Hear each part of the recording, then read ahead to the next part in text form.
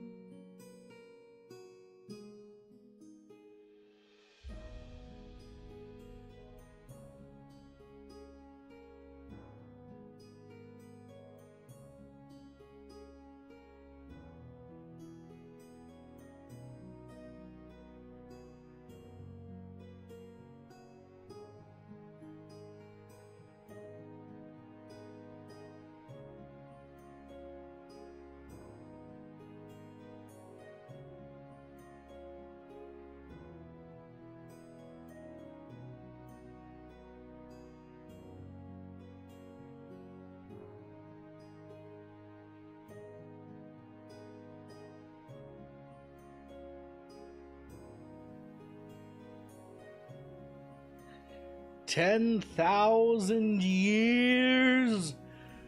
Ugh, give you such a crick in the neck. Hey, everybody. Hey, everybody. How's it going? Got my little root beer. I have a somewhat of a plan for tonight. Who knows if it's real? I don't know if it's a real plan. But it exists, which I assume means it's real. I don't know. I haven't thought about the metaversal implications of a plan being or not being real, which shows you just how much I planned out tonight. It's not very much at all. But man, has it been a good day for me. It's been a freaking fantastic day for me. In fact, it's been a game so good, I'm not a day so good, I should say, that I'm not even sure it can still be qualified as good. It may in fact be frickin' transcendent almost. But I digress. All right, so tonight we are doing two things. The first is we're going to be writing, which I know doesn't sound too terribly exciting, but if you think I can train of thought, wait till you see my train of text. All right, it's gonna be just as wild, and we'll talk about that more when we get there. But for now, we are going to be looking at a magazine. Now you might say, Teller, what are we doing? What are we doing looking at a magazine? Well, this is a very important, it is an industry magazine, you see. And the industry is VTubing. Yes, there is somehow a magazine just about VTubers, and I saw it on Twitter, and I thought, well, I should probably read that. And then I was like, well, I'm at work. I don't really have time to read that. But then I thought, oh, I know when I'll have time, tonight. But then I was like, oh, I'm streaming tonight. And then that's when it all clicked. I would steal the Constitution of the United States of America. But first, tonight on the stream, I'm going to read the magazine. I really need to keep these things in order.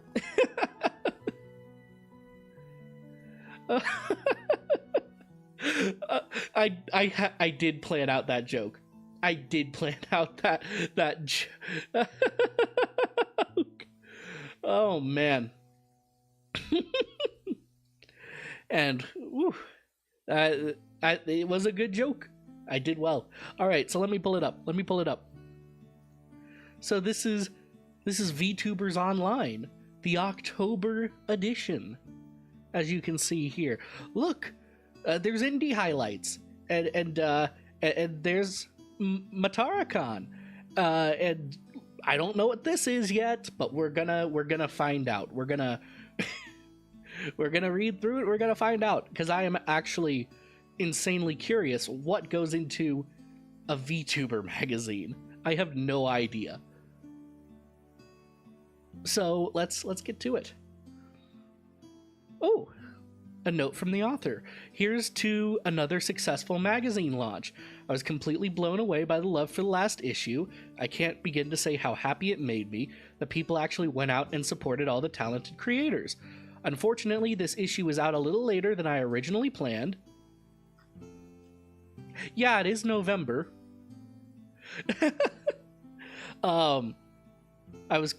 She was quite sick for some time and had to put a lot on hold.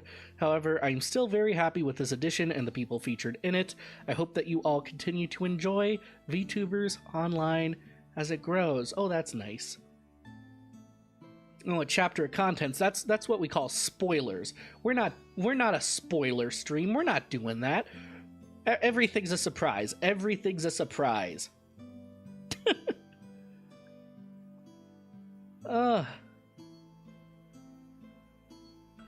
Everything's a surprise. Always looking for more people to feature in our magazine. If you're a creator, feel free to submit your work. We're currently looking for VTubers, artists, rig artists, covers-music, debut events, and more. Well, that's very neat. So if you have, I know a lot of the people who watch. I know a lot of my friends are in fact VTubers. So there you go. You could get featured on a Game Boy. Why is that a Game Boy? It's a good looking graphic, but when I'm thinking about it, why is that a Game Boy? Or like, yeah, it's a Game Boy because there's the like first little part of the Nintendo logo. Like, it's not exact, but like I mean, it works. Oh, who is this? Kishin Shinobi, a soul-eating shinobi from the hidden Scuff village. He first began VTubing back in 2020 and has fostered a loyal community of viewers that love taking part in his shenanigans.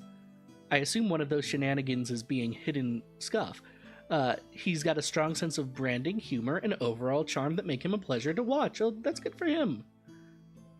Every October, he hosts something called Wusstober, a month-long event that seamlessly blends laughter with the scariest games out there. Whoever wrote this is definitely a copywriter. Definitely a copywriter, which is a good thing. That's definitely a good thing. Speaks well to them. So yeah. Oh, there's a whole interview with him. Oh, that's very cool. What got you into streaming - inspired you to become a VTuber? I had always wanted to stream or do YouTube in general, but COVID is what really got me started. I found out about VTubers and figured I could figure out an OC of my own. You know, I hear that story a lot. I think that's a very common, backstory. A lot of people had way too much time on their hands in that year. Every week, you do something called Wuss Wednesday, a recurring theme stream where you play horror games. This then grew into Wusstober, where you play spooky games all October. What about the horror genre drew you in? Funnily enough, I stayed far away from horror, movies included, until an old friend of mine had told me about this game called Welcome to the Game 2.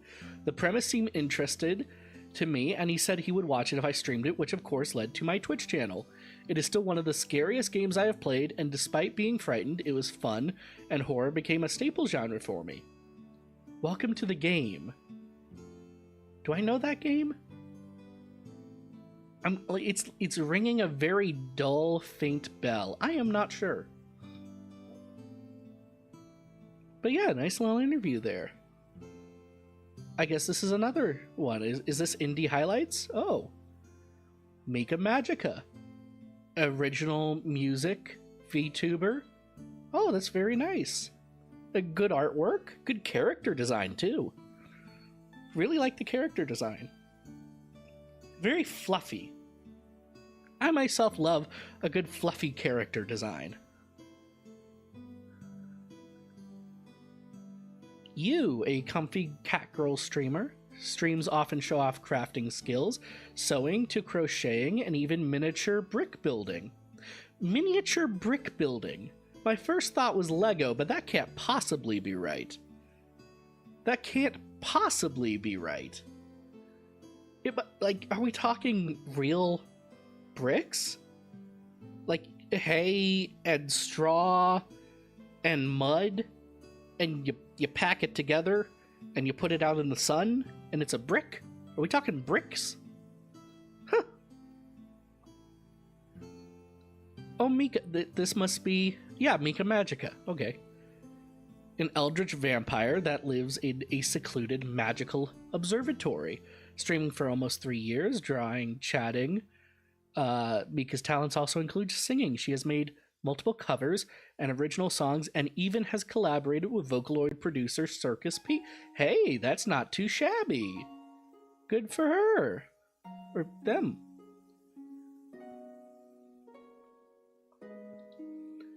Blazette, a Dragon Queen VTuber that protects the residents of the Midnight Dragon Cove with her husband Raihan. Yes, that Raihan. The Pokemon one? Am I dumb? Is this me not knowing things? We're talking about the Pokemon Dragon Trainer, right? Right? I don't know. Began streaming in Twitch back in 2017, but made the switch to VTubing in 2022. She aims to be an inclusive space where people can vibe and laugh. Crypt Sune, an infernal queen in training and Hell's PR demon. Hell does need better PR. People need to know more about Hell. This month she revealed her newest model and also celebrated her streamiversary. Each segment of Contact acts as a broadcast channel called the Infernal Network, with each stream being a different program type. Oh, that's creative. It's like she's making a different TV show every time. I wonder if she does any Mr. Rogers type stuff. That could be really interesting. What What does hell have for Mr. Rogers-esque programming? Inquiring minds want to know, Kripsune. Who is this? Oh, more Kripsune. Current main project, Devilish Daycare, will teach mortal viewers about the Infernal Realm, a multitude of ways to engage with the program and earn prizes. Oh, that's a nice project. Ooh, NPCs and lore and stuff. That's very cool for them. Ooh, we got some artist highlights. This one is Zoe Void. I actually like this. It's very stylized. It reminds me, I mean, it's obviously like Japanese anime inspired, but like those eyes in particular remind me of Kirby. I can't tell you what the face reminds me of. It's very familiar though. But yeah, it's like she's surrounded by little Kirbys. No one, who is this? Art by... I can't tell if that's a C. Kind of looks like a C. Not sure what that font. Moku ASB, I guess. Oh. Noah Vellante. Your local eye-patched being, an independent freelance artist that specializes in illustration. Also dabble in content creation, working on their 9th VTuber child, and is now open for 9. That is a lot. Most people don't get that far. All right. Next up is Mofu. Also very nice art. This is much more like the modern anime style. It's very clean. You know, there all the shadowing and everything. It's just very clean art, which I like. I like very clean art. I'm more partial to like kind of, what's the word? A little bit more scuffy stuff myself. I mean, if you look at my model, right, it's got a lot of, what's the word? Smudging, I guess, maybe? Like, I wanted it to feel like it could have come out of a storybook, almost. And I think I'm mostly there with this model. I'm very happy with how it turned out. But let's see. Yes. Mofu. Good for them. Her. Yes. Soft, almost anime scene-like style, a fantastic selling point. Yes, exactly. Lumi, a star that fell into the ocean and now lives as a sea fairy. Well, good for her. You know, most stars, when they fall from the sky, they just, you know, they just fall. They don't become anything, but good for her. Wonderful work as a freelance illustrator and is moving towards becoming a VTuber model artist. She's making her own official debut as a VTuber this winter. Good for her. I do not know if she's yet debuted. And this is very nice over here. This is her art. Yeah. I like that harpsichord. Harpsichord? Harpsichord. Harpsichord. Harpsichord. That's what we will name that. I don't know if it has a real name, but that is now a harpsichord. Oh, and this is Zoe Void. She got the title page for this. Workaholic and art student. Oh, I like this a lot, actually. I like how she's playing with the shadows here. I like that a lot. Like, I like how runny that egg is. Like, I actually believe it's kind of runny. She hid her name in there, which is always important. If you're making art, you gotta hide your name somewhere. It's like a whole thing. Yeah, I like this a lot. That's very good art. Now has a waitlist for comms on VGen. Ah, I can see why. Ooh, indie releases for music. Stuff I can't listen to on stream, but I will get to later. If anyone's just joining us, we are reading a VTuber, like, industry magazine. So, music releases. Ali Tan released a cover of Drop Pop Candy by Giga P. Ooh, very nice. His new model reveal, RPR released a cover of Overdose by Notori. Bayo covered the song Girls Like Me Don't Cry by Thui. I have actually listened to that one. Bayo is love, Bayo is life, and it's wonderful. Tiffany did an acoustic cover of the song Lightbringer by Pentakill. Actually, that is going on my list. No joke. Lightbringer is a fantastic song. and an acoustic cover of that actually sounds incredibly interesting. So that is definitely on my list. Amir covered Feel So Good by Supercell. Ace released his first cover, One Step Closer by Linkin Park. Wisteria released a cover of the song Zero Gram by Makoto P. Well, congrats to all of them. You know, I kind of want to do a cover at some point. Kind of. Not much. You know? Like, it would be fun to do, but also I have zero musical experience, so it would be kind of hard for me to do. Like, I don't have any musical talents whatsoever.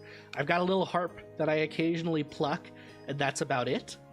I don't have the talents to, like, edit the video or to... Yeah, I mean, I can sing. You guys hear me belt all the time, but I don't know that I could actually, you know, make music. It's something I want to try, though. Music agency releases. All right. All the members of Shirayori Production came together to sing Uma... Oh gosh, I am going to mess this up. Uma Pyoi Densetsu? Densetsu, okay. From Uma Masumi. The cover is lively and upbeat, capturing the joyful essence of the song. Hololive English Hako's Bales dropped a cover of Idol by Yoasobi. Nisanji's English's Selen released her first original song, Fly High. Original song, very cool. Very hard to do original songs. Hololive English's Mume dropped an original song titled Mume. You know, you never can go wrong with a self-titled song. Let's see, we got some others here. Oh, the V Shoujo This Is Halloween. I have already listened to that, and it is fan-flippin' like, it's actually just a good cover of This Is Halloween that is extremely, like, faithful to the original while still showing off their intense vocal ranges. It was very, very cool. Like the V Shoujo mixer, chef's kiss, whoever that was. Oh yes, Suika game. It has taken over the VTuber world by storm. Dropped almost 2 years ago. Wow. Yeah, everyone's been playing this, myself included. Ooh, lots of news. A VTuber Pokemon tournament dropped Fluffy Barrage. Season 7. I have no idea this was a thing. I want to be in a Pokemon tournament. I'm a Pokemon master. Where do I sign up for that? Man. Oh, and debut news, looks like. That's good for them. Happy to have them. Senna debuted a new model with a unique twist to camera views. That is really neat. I should have thought of that. It would literally have been twice the money and I couldn't have afforded it, but I should have thought of that. That is so cool. Some re-debuts. Ooh, Esper returned with a new self-drawn and rigged model. Good for them.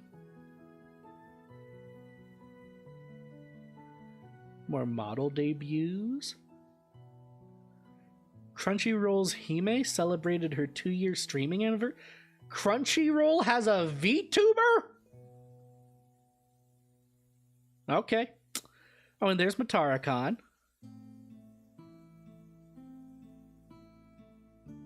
Yeah. Well, good for them. Oh, and I guess that's the end of it. Well, hey, that was neat. That was a neat little magazine. Very happy to have read it. Very, very happy to have read it. That was very cool. Oops. Wrong button. I'm still here. I'm still here, I swear.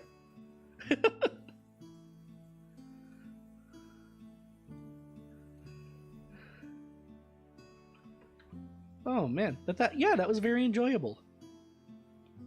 I am just setting something up right now because I have somehow never taken a break on stream before. But I do need to take a quick break because I just got a text I do need to attend to from work, so I will be right back. Just wait a moment.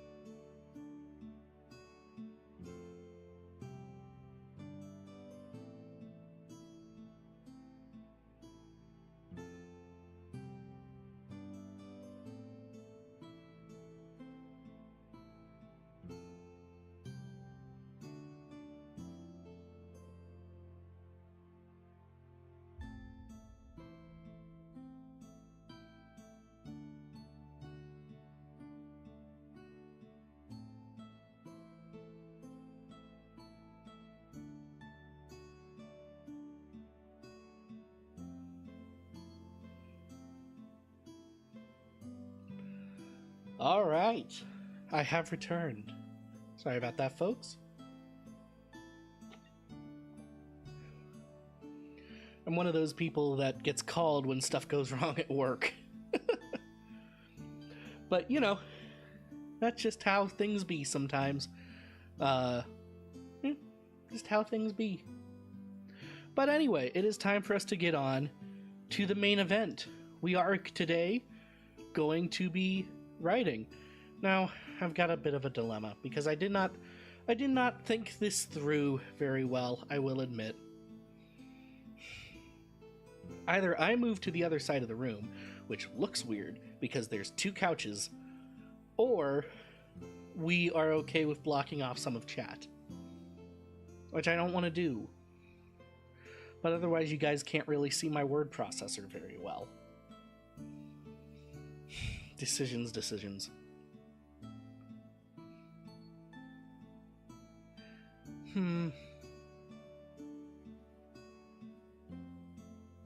Yeah, I'll just move chat for today. That's what we'll do.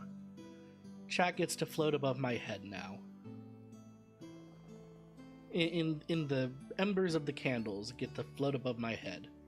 But yes, we are writing tonight. We are doing NaNoWriMo, or at least attempting to. And what that is gosh, what is that? National November Writers Month? I think that's what it is. I think that's what that stands for. So that's what we're doing tonight. It's going to be mostly stream of consciousness because I'm starting a day late. It's something like 2,500 words a day, something like that. So we'll just start writing and we won't stop writing. And we'll just do it like Smash Mouth. You know, we'll just start writing and we won't stop writing and we won't stop writing and we won't stop writing. But first, very, very important, we have to set format. Now you might think, Teller, why didn't you do this before the stream? Why didn't you set your formatting options then? Now, there's a very, very good reason for that, which is, screw you. No, it's just kind of a meme in the writer community where you get distracted by everything, and one of the most important things before you can actually start writing is that you set your formatting. If you don't set your formatting, it's everything else. It's just not going to work. It's just not going to work. No creative juices are going to flow. How are you supposed to do stuff if you don't have your formatting right? So, I do have a vague idea of what I want to write about. I have an incredibly vague storyline that I'll probably ditch 3 chapters in because I've done no work trying to flesh it. And this will probably turn out kind of terribly. But that's the point. It's to get something on paper. We need to get something on paper. So let's get it on digital paper, at least. So let's do it. Oh no. My keyboard is not completely level because of my mouse pad. This will not stand. I gotta move I'm doing the thing. I'm doing the thing where I get distracted because I don't want to write. Okay. So let's see. Our setting open is a desert. Like a kind of tribal people in the desert. How do I want to open that?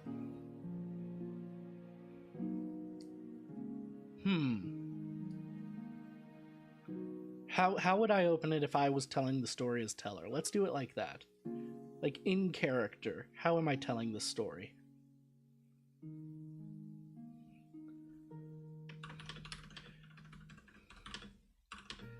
Ooh, I gotta make sure you guys are hearing my clicky clackies. Oh, you are. Very good. I paid a lot of money to make sure you guys could hear my clicky clackies. All right.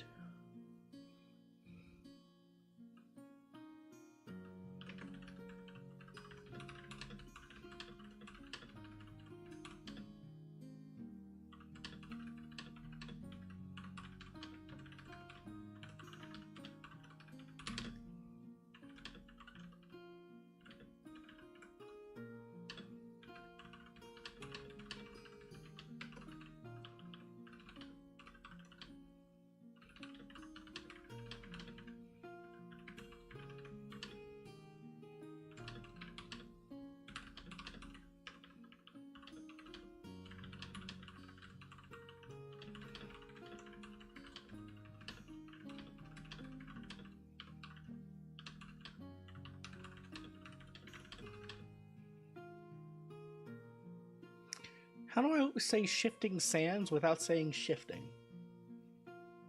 That they gain in the pouring sun and the drifting sands. That's what I was thinking of. Drifting sands.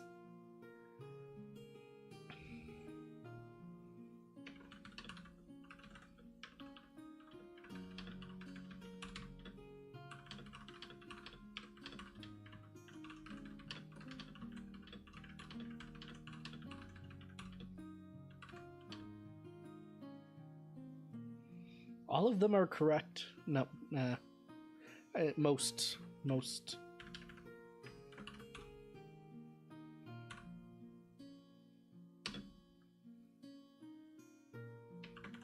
In this way, desert is no different from any other part of life.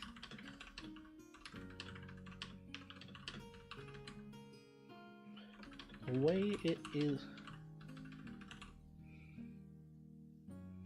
or rather, the difference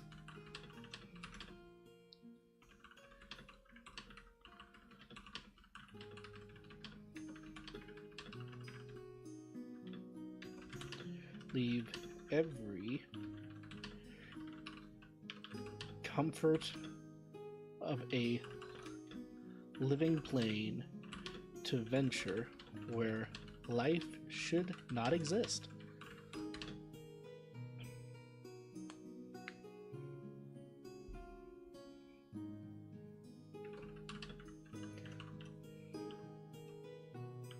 Phenomena, if observed in a conscious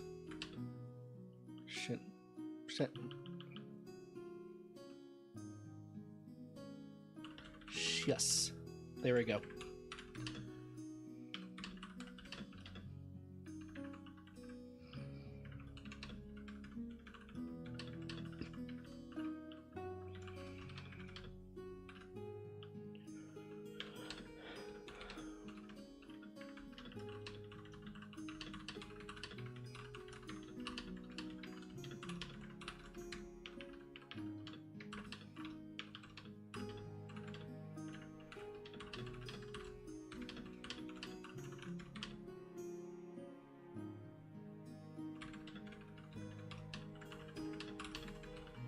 They are not conscious of their actions, so we call it nature. If the nature of the world is to be insane, the desert proves it well.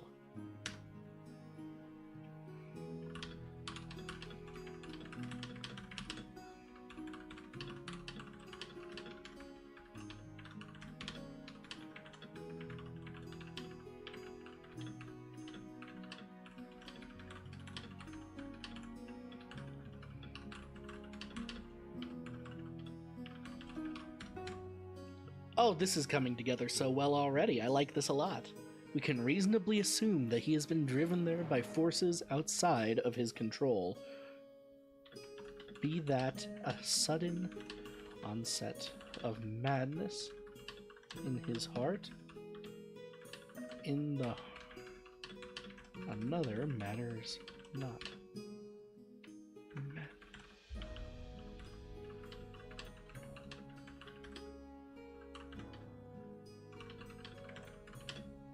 Man, this is what drove him to the sands. Yes, this is working.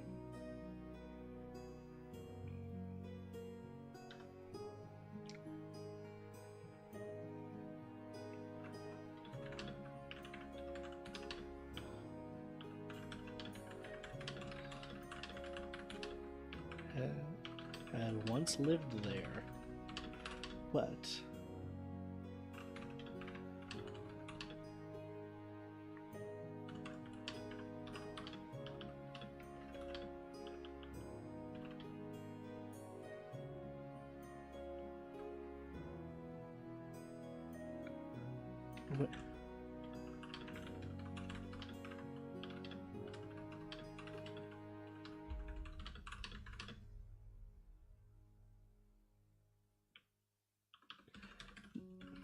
said it was a quarter of the size it now was.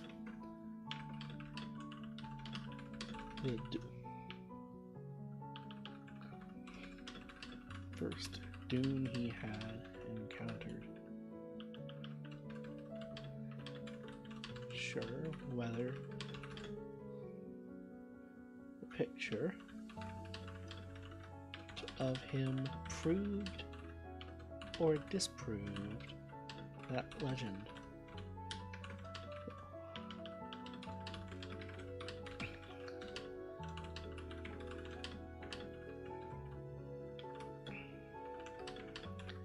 Ever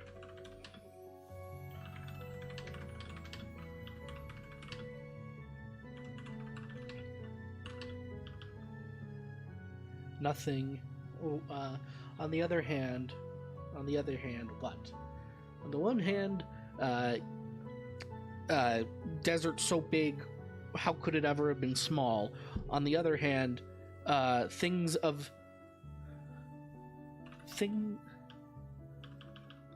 thing of this nature would ever have begun at such a size.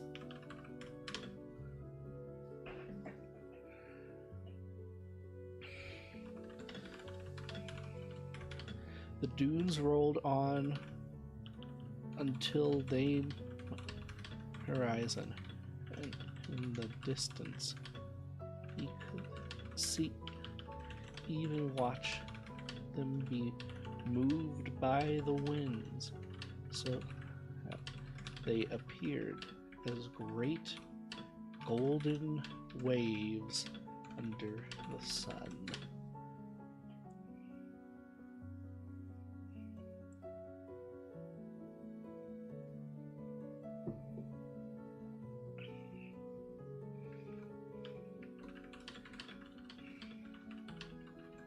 That was all he could see.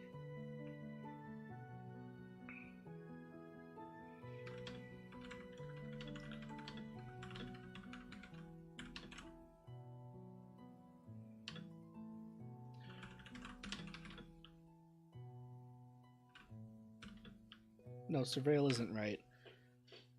I glanced over his shoulder to what? He's looking back. He's what? What is the word? He glanced over his shoulder to do what? He's not surveilling. He's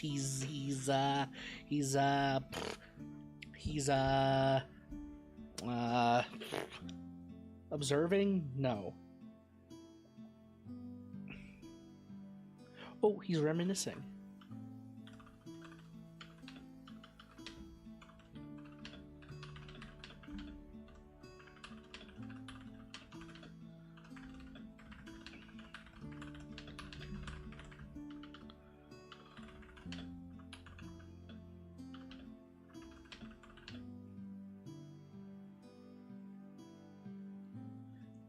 Stood over him.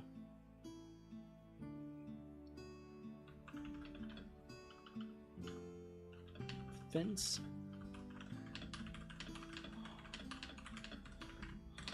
Like a fence stands over the home of the local miser.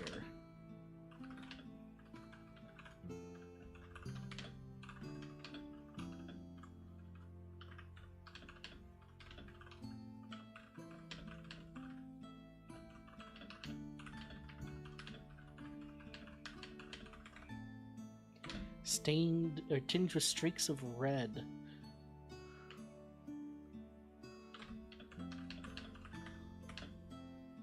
Where the lifeblood of the earth flow. Ooh, I like that.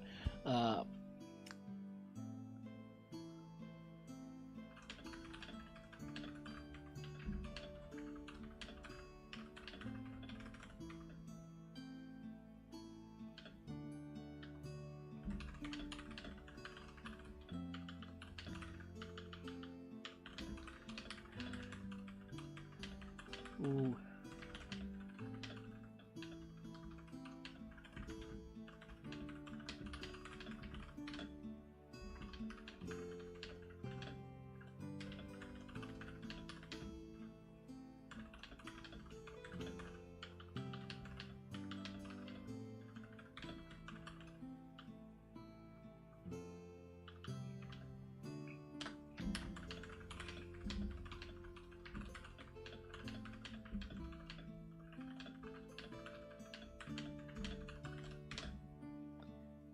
Ooh, I'm already liking this a lot. This is surprisingly turning out very, very well. I am shocked by how well this piece of writing is turning out. Just off the cuff. I might need to actually develop this. But don't think about that too much. We're just writing. We're just NaNoWriMoing. He was not even sure where he was going. In his youth.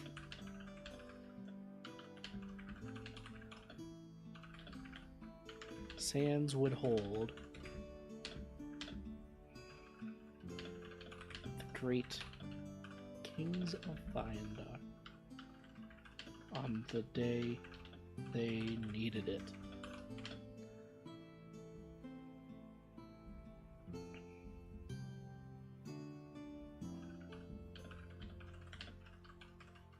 That had been yesterday. They would hold a great refuge for the great kings of Vyandar on the day they needed it. That had been yesterday.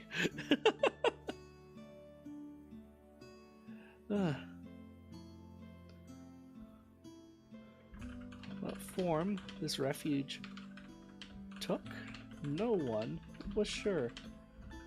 The only source of the legend's validity was a tapestry. Because of course it's a tapestry. We're talking about kings. Why wouldn't it be a tapestry?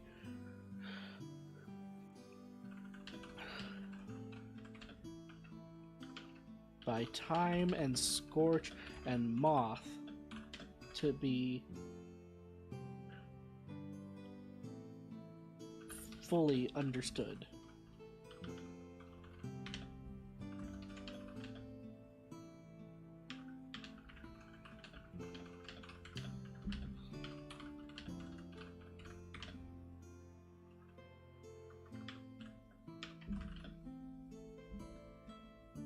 The kings, or no.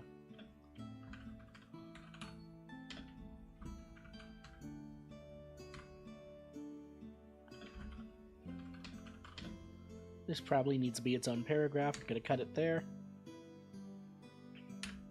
Under this,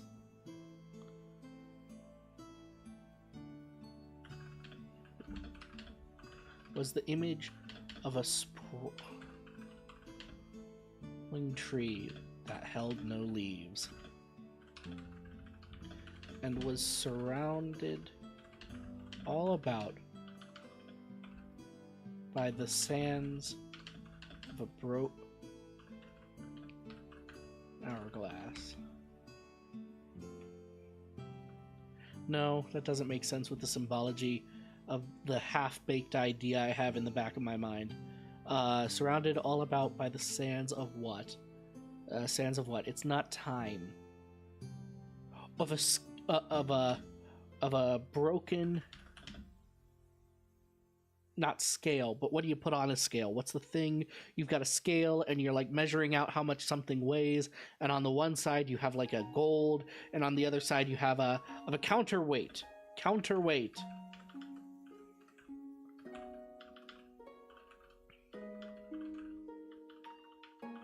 If I can spell, of a broken counterweight. Now he had to hope. Vague promise was enough to save him on the day of his need. I'm liking this a lot so far.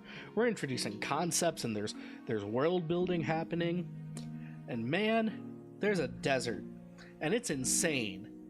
Everything's insane in the desert. Insane in the membrane. Let's see. What's he doing now? You gotta keep walking. Gotta keep walking.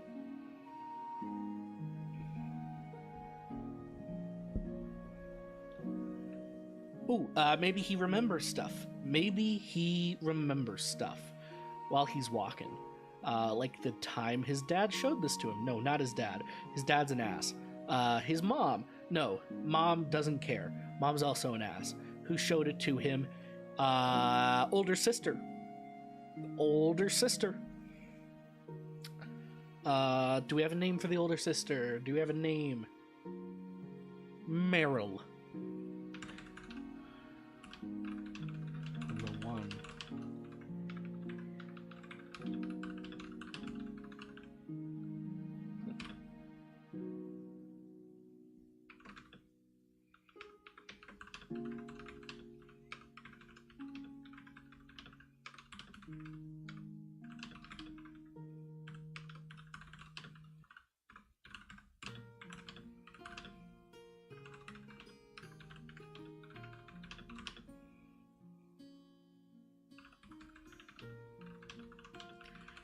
Closely at all. Okay. Being the heir to the throne.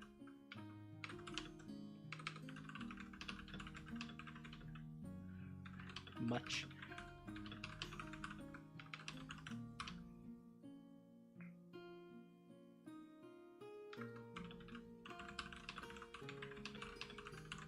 All of their efforts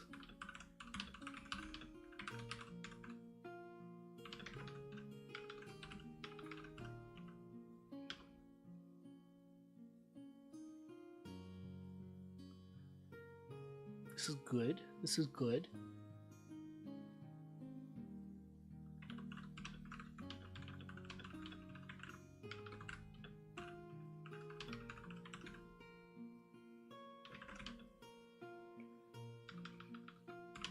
Okay, we gotta name the OC.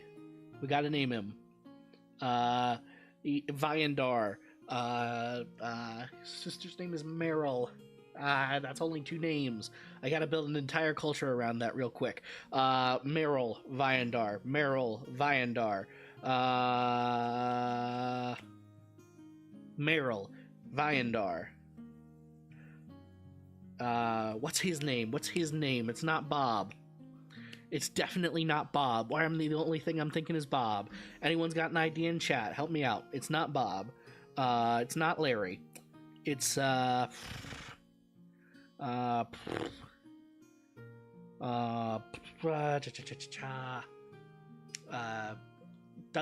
No, I would never do that to anybody. Douglas? Merriweather. No, that's taken. That's very famously taken.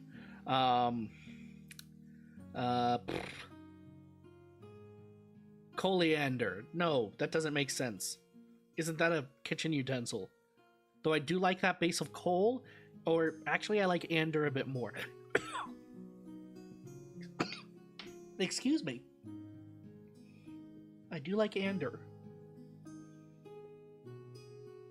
I actually like ander a lot. It's ander.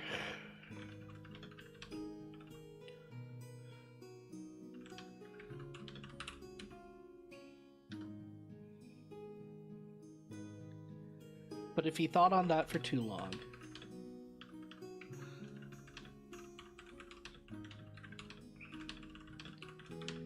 he would be driven as mad as the desert that threatened Wallow Hole.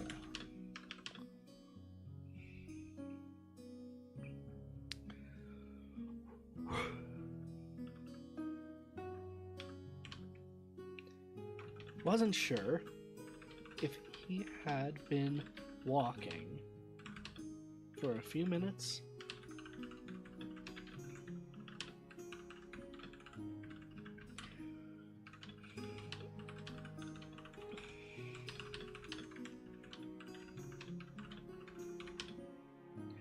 Sand under his feet.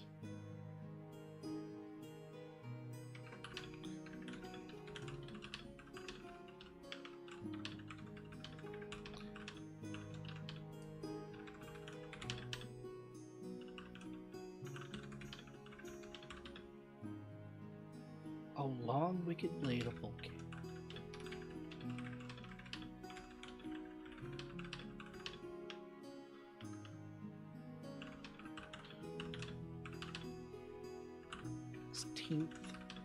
Birthday. 16's a big number for medieval societies, and the modern one. 16 should work.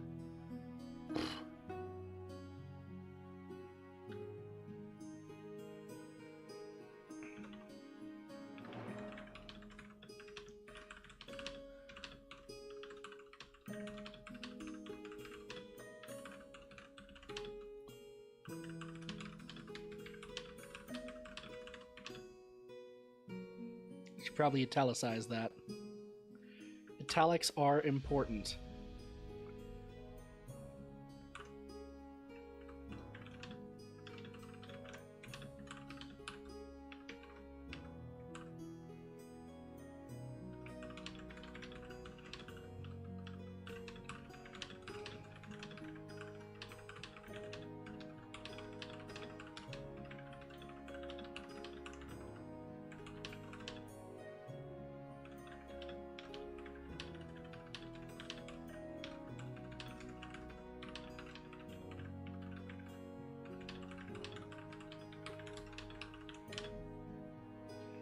Alright, important decision time. Do we have dragons?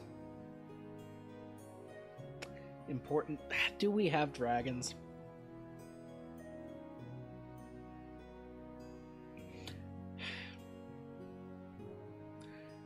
Because he's got a blade.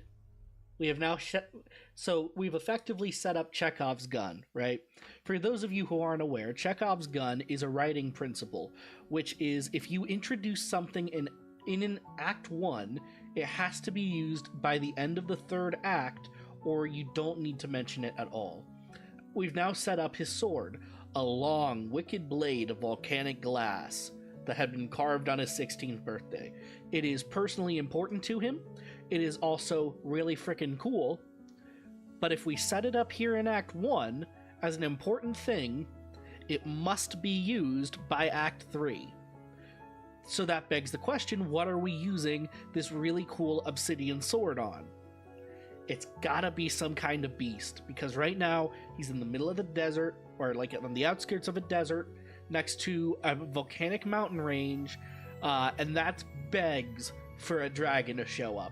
That is begging for some kind of ancient worm or drake or dragon to come down out of the mountains to like hunt in the sands or nest down there or something.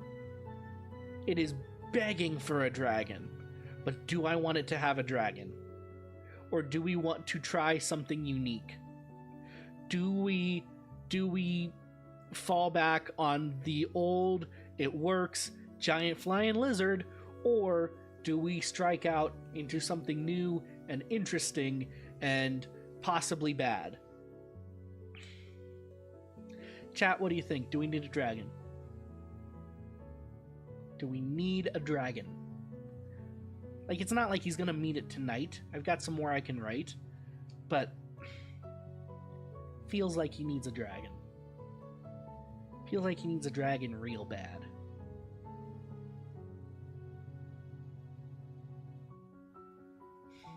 Needs something.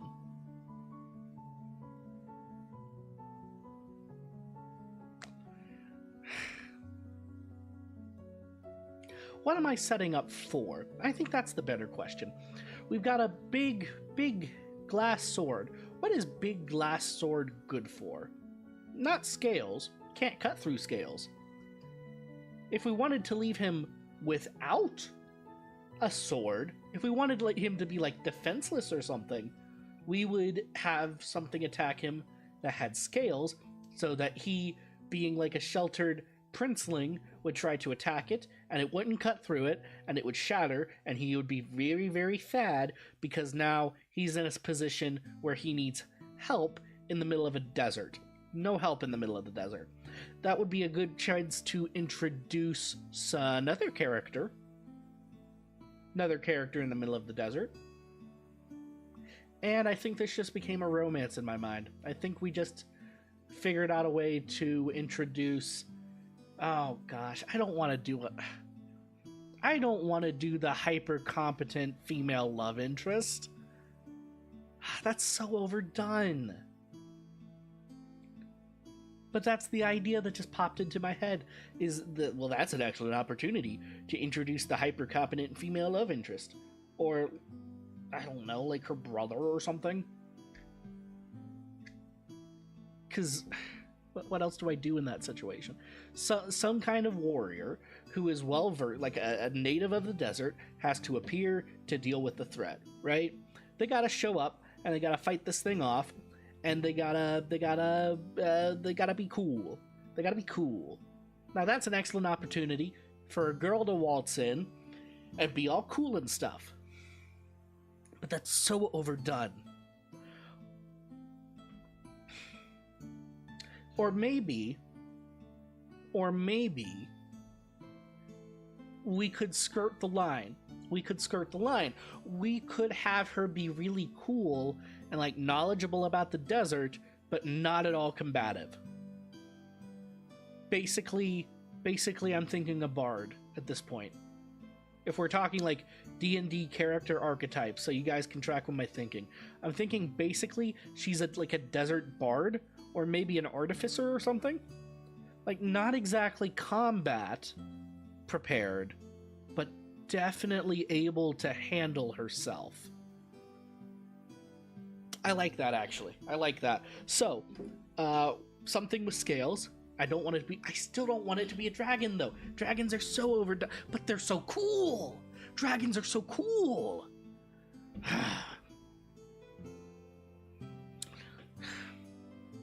Dragons are really cool.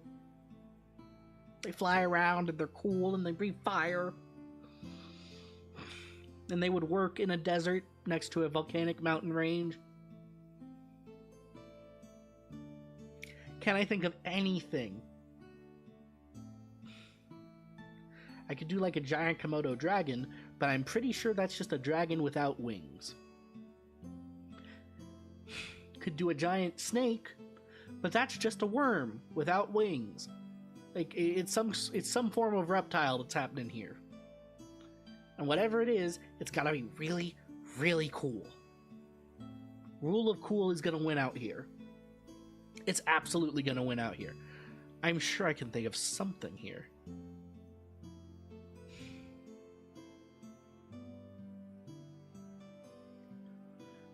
What do I want to do with this?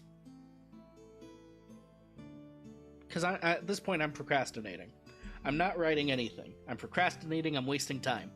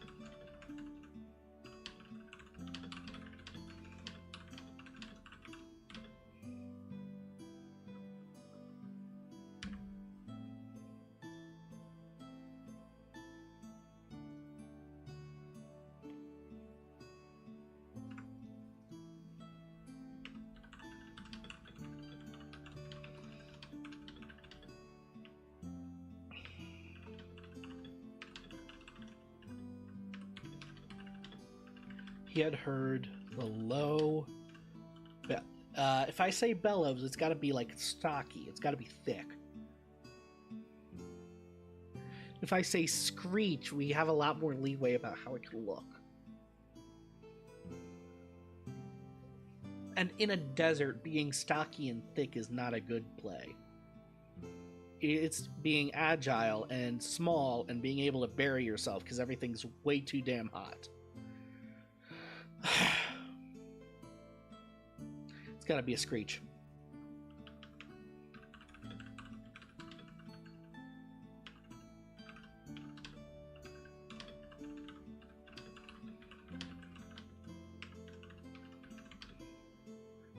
That seemed to come from nowhere.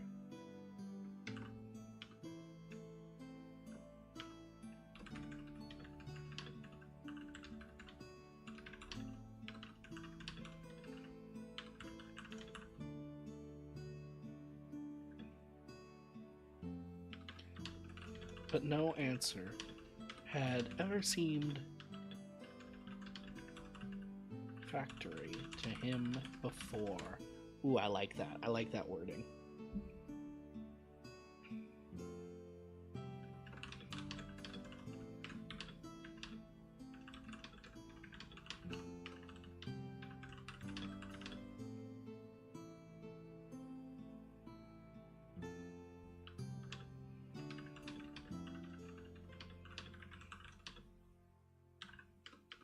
Camp would be the wise move.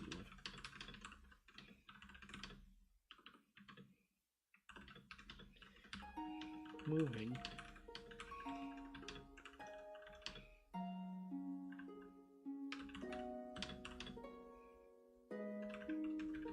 Beasts prowled the cold night sands. If he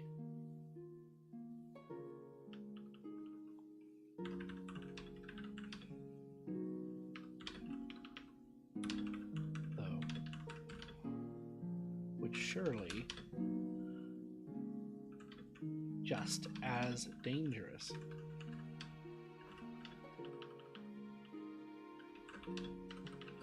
Night was cool, but as the sun disappeared behind the final dune, the chill began to bite at him. Yes, it's biting at him. Yes.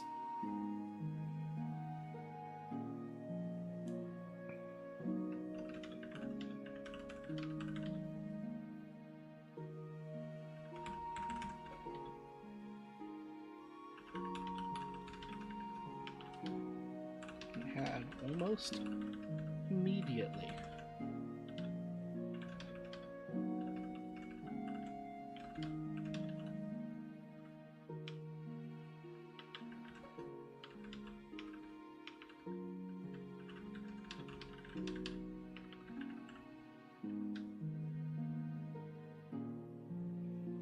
Yes, we're talking extreme variation in temperature. This actually doesn't sound like a lizard anymore. What kind of lizard goes out when it's cold? I don't know of one. This is some form of mammal. Some form of mammalian hunter that is under the sand. Or could be an insect. Could be a bug. We could make it a bug. All in favor of bug, say aye. And the eyes have it. Get it? The eyes have it? Because bugs have, like, compound eyes? Anyway. I thought it was funny. It's a bug of some sort.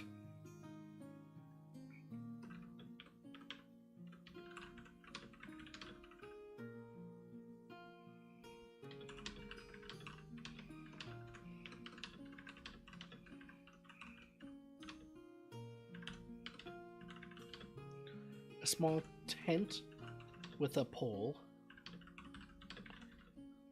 Of course, his blade.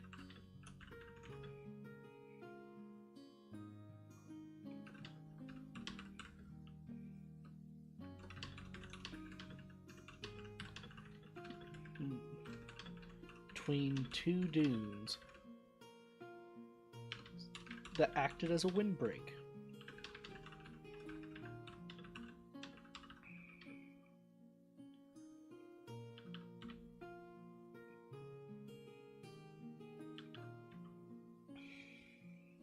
Windbreak for him.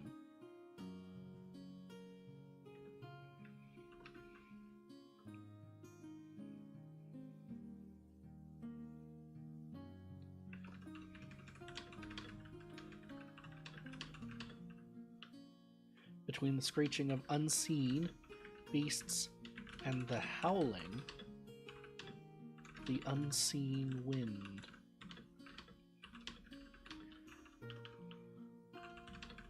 Rest that night.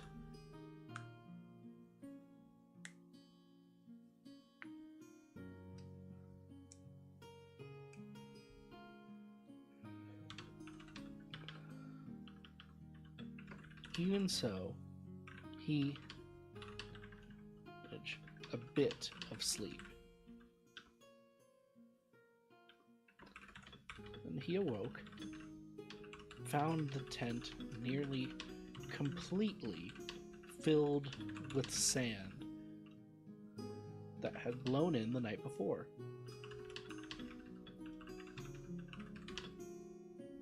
Yeah, he's got to lose the tent. He's got to lose the tent. He did the dumb thing of camping between dunes of sand in a high wind environment. He's got to lose the tent. Gotta lose the tent. Ain't my fault. Ain't my fault you didn't set up on top of the dune. You know? That's, I mean, I may be controlling everything here, but that's not my fault.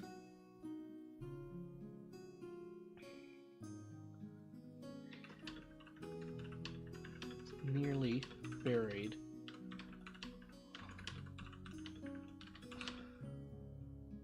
Force his way out of the pile and into the glaring sunlight. of the morning. A light what? I'm thinking of water. Of dew.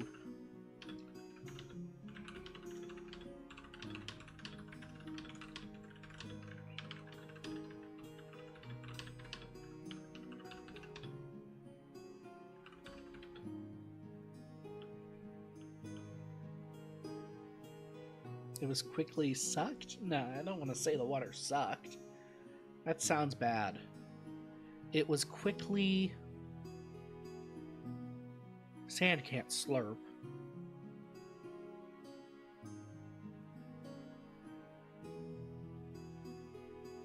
I'll just say disappeared.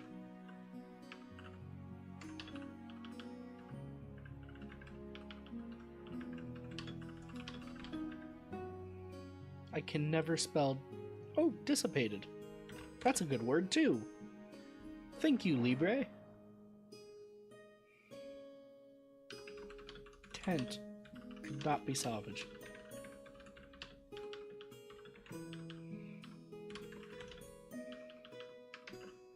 Upon trying to pull it from the sand,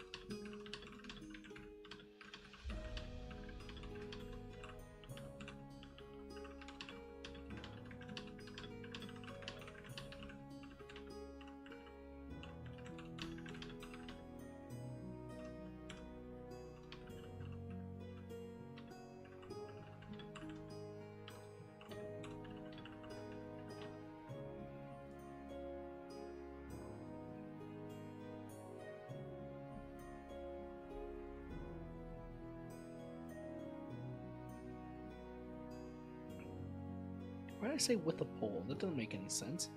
It's just a small tent.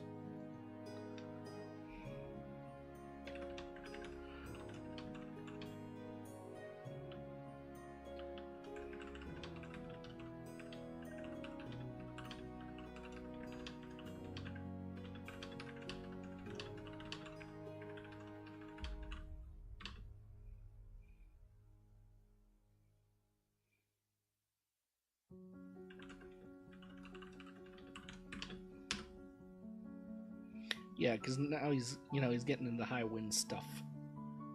He didn't have any way to keep the sand out before, but now since he broke this thing, he might as well, right? Yeah, that makes sense.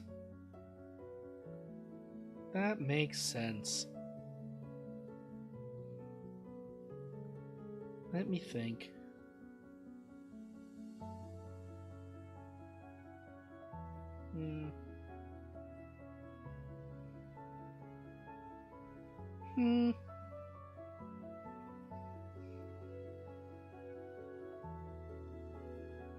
Yeah, we're gonna keep trucking.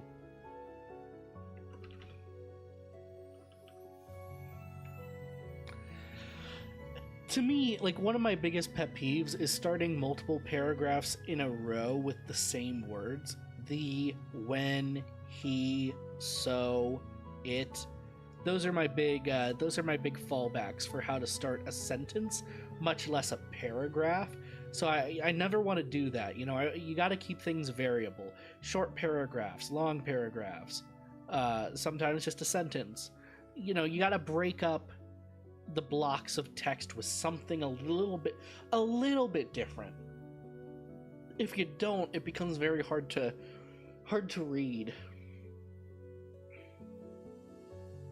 How do I tell the reader more about Ander on his second day in the desert without just skipping it altogether? And do I maybe just want to skip it altogether? I don't know. I do not know. How many words is NaNoWriMo supposed to be again?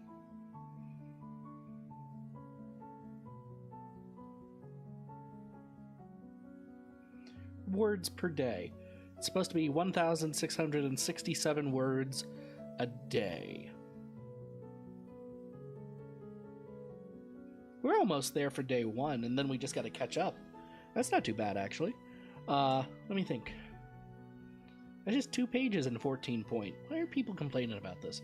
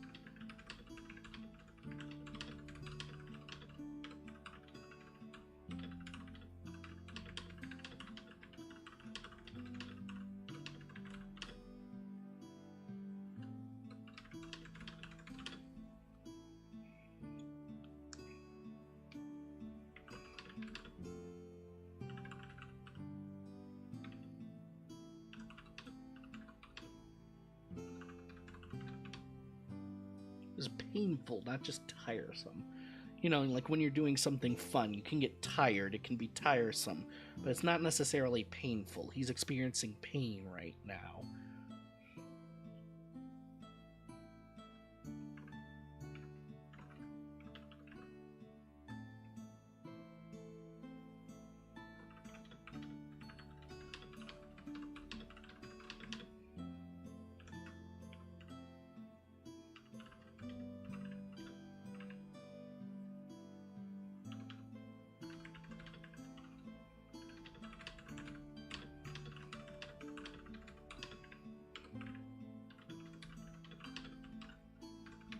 Now you might say, just walking for 12 hours a day, this is maybe hour 16 of his walking, or maybe a little later. Blisters might not be very realistic, but remember, Princeling, guy's never done nothing. He's got no calluses on his feet. He's been carried around all his life. Man's a softy. He's a softy. He ain't doing nothing. He ain't got any real muscle on him.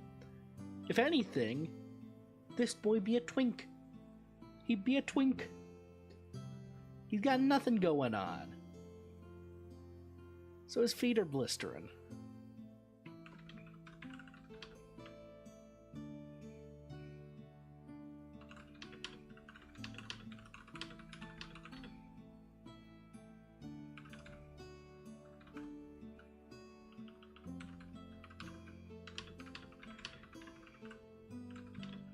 Weird.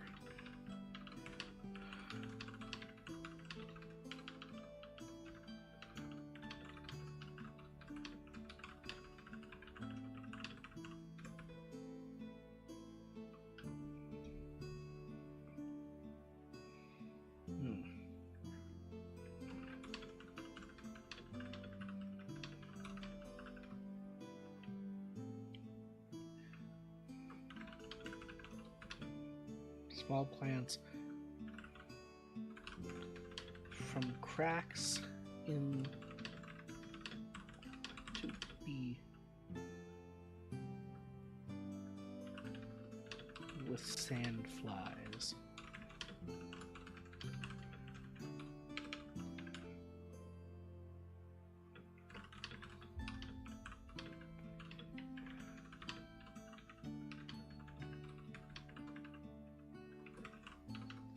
Those flies were, in turn, hunted. A sect closest to a dragonfly, but not quite the same.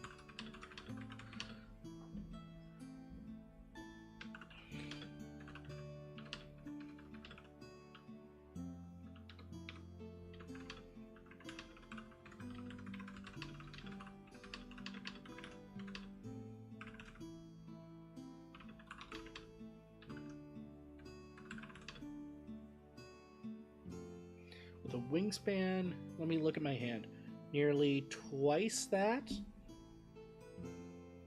That's a normal I just described a normal dragonfly. Damn. I mean, like, the body's pretty big.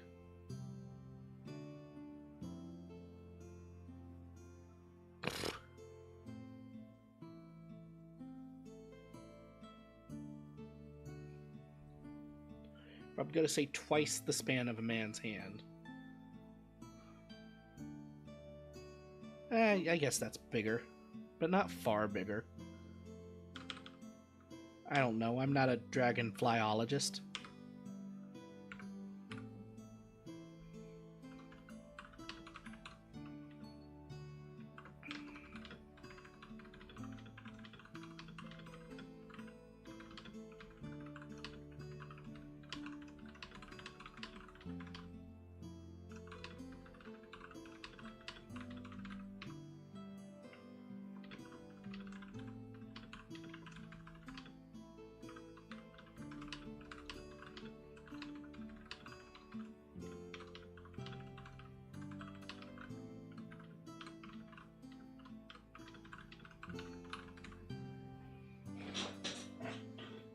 Yes, don't hurt the bug if you don't have to. It's just a big bug, and he's eating the flies.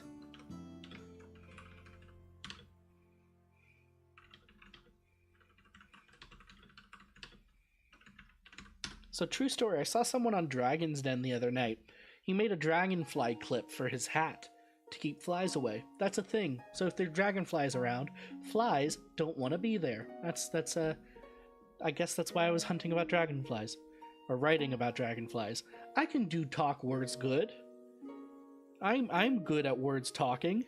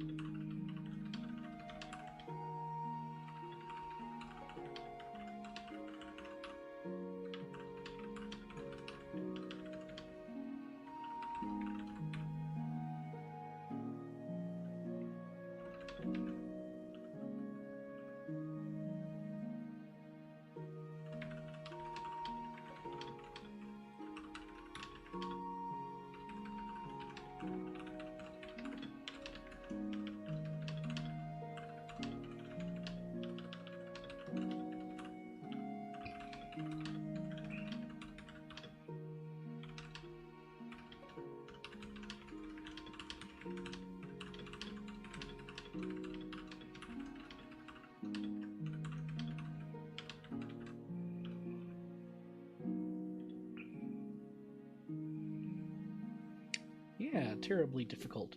Walking in the sand. I wonder if...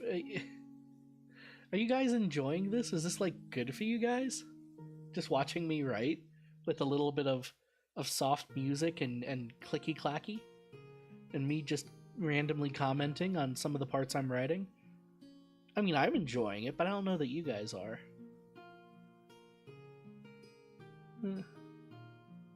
Yeah, it's not shifting quite so much.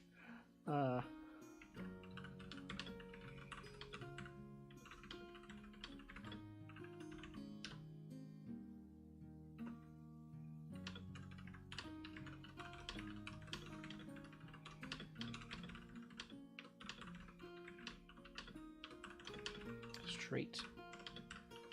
I'm just trying to think, if I'm walking through a desert, what are the lessons I'm learning about walking through a desert as I'm walking through a desert, right? I'm learning to walk along the tops of the dunes because it means I'm not walking up and down and up and down and up and down.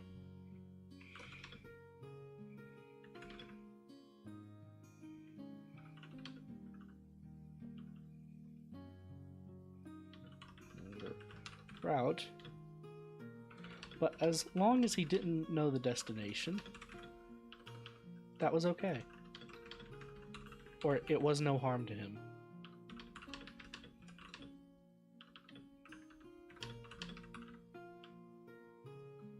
Also, comma splice, that's a big problem for me.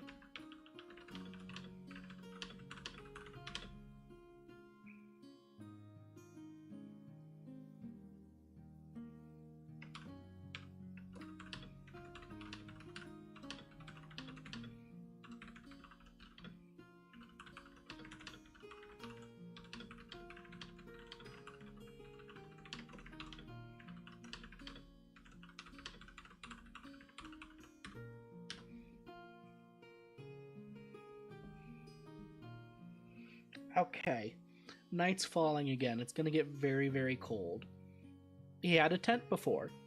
Tent lets him conserve body heat. He does not have a tent tonight.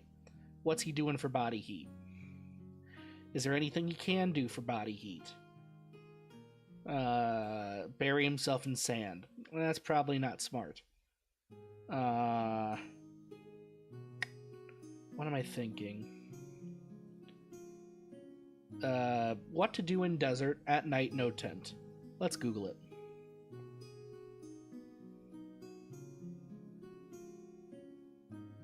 no tent.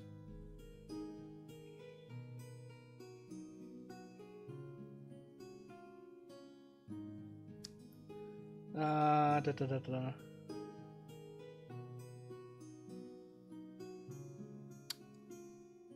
Well, hello, Tabitha. How are you over on YouTube? Please forgive the stream for not displaying your comment. It is one of the Twitch rules for multi-streaming, now that we're allowed to, is that I only can show Twitch comments on stream. They're probably not enforcing that, but I'm very lawful good, so I will observe it.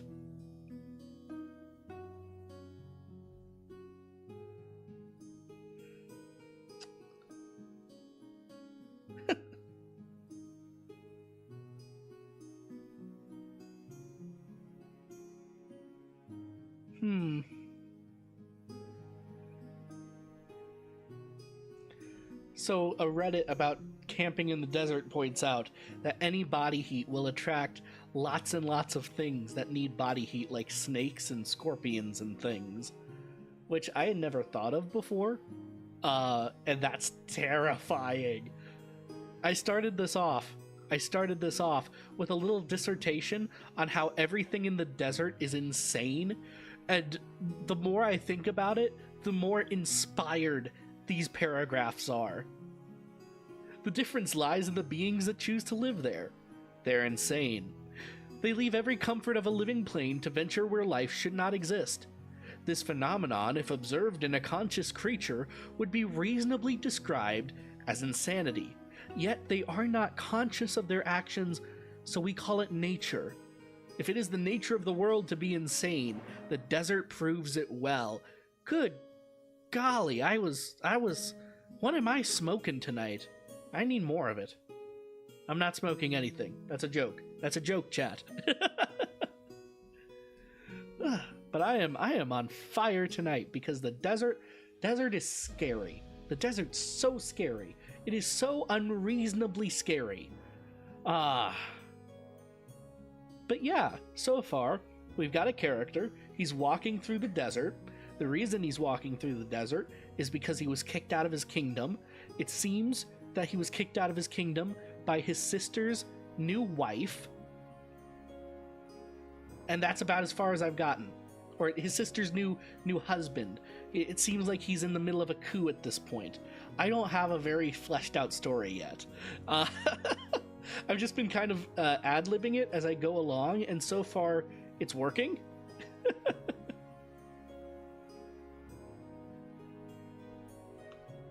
Thank you, Tabitha. I don't know how I did it. I just started writing, and I knew vaguely I wanted it to be about a desert, so I just started, and it worked. Natalie? Yeah, Natalie. The restream makes your name look weird. The book, I think it's going to end up being a romance.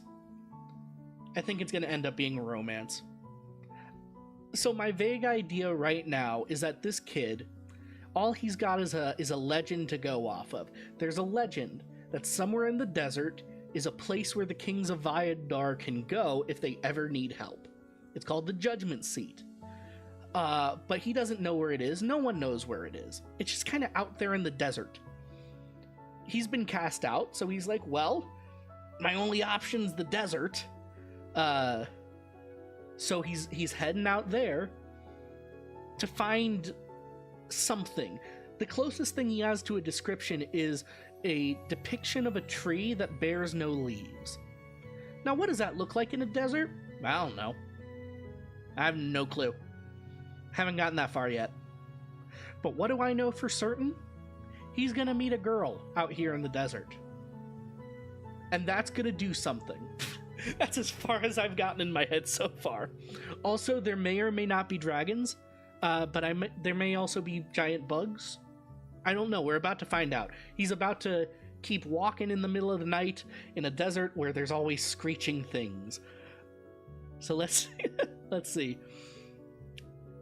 We're gonna figure it out together. Me and you and Ander. I called him Ander because I said Coliander which I'm not sure is a thing, but may also be a kitchen utensil, and the Ander part stood out to me, so his name is Ander. All of this is stream of consciousness. All of this is stream of consciousness, if that's not clear at this point. And I'm a day behind.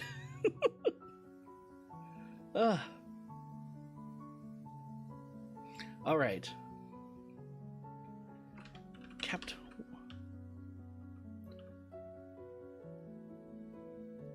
Pro giant bugs? Tabitha, I worry. I've known you only a few minutes, Tabitha, but already you strike a deep worry into my heart. No one should be pro giant bugs, and anyone who is needs to see a mental professional immediately. All right. I gotta actually write something. I've stalled long enough. What are we doing?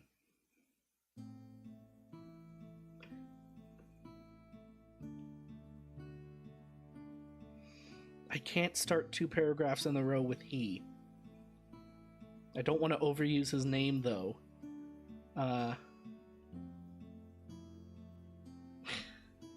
We're all pro giant bugs in our hearts? That is just... that is provably untrue. Provably untrue. I am not pro giant bug. I just understand that it works. Even as night fell, he continued on his path over the sand. No, just continued on his path. Don't need to make it a long sentence. Bedding down tonight.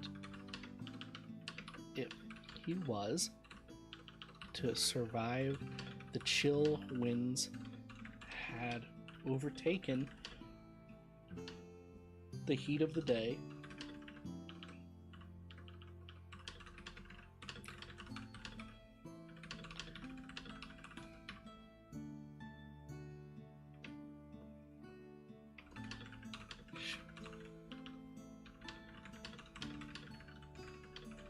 between the dunes, as often as his feet could bear it, to escape the winds. I didn't start until today, and it's like 9:30 at night, and for some reason I'm doing it live because that's how much I dislike myself. But I'm a writer. We all knew that. It comes with the territory.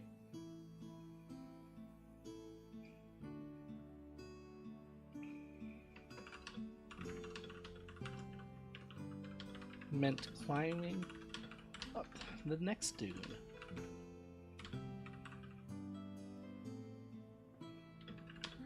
Itself a new form of horror for him.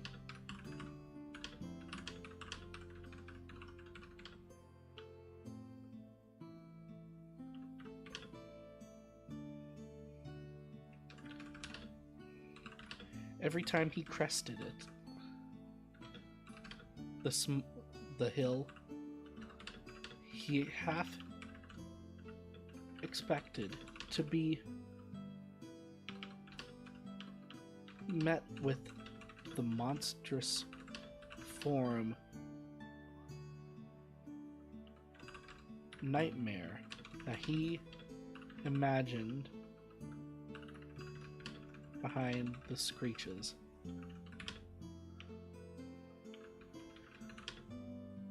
Ooh, that's good.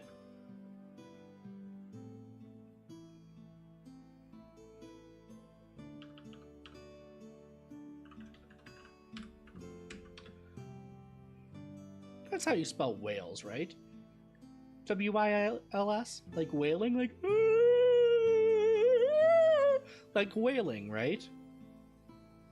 Sorry for the impromptu ASMR whales. I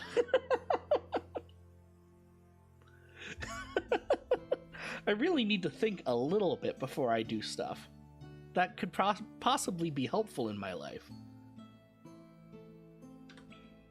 He imagined, yes. Between all my typing ASMRs. Which is this good typing ASMR? I don't know. I'm not an ASMR guy. I just know that people like close-up sounds of certain things, and my keyboard does sound very nice.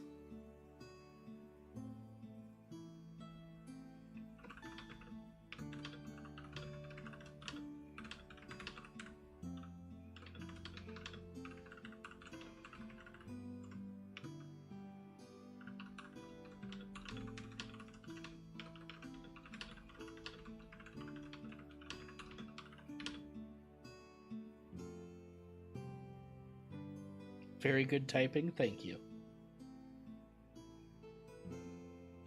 Only the moon staring back at him. This continued.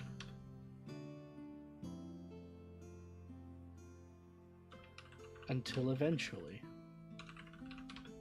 he collapsed into the side of a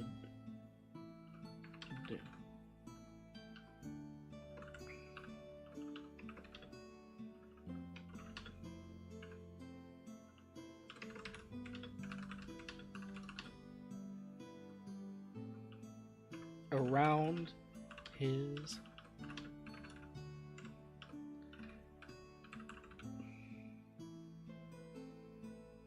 sound.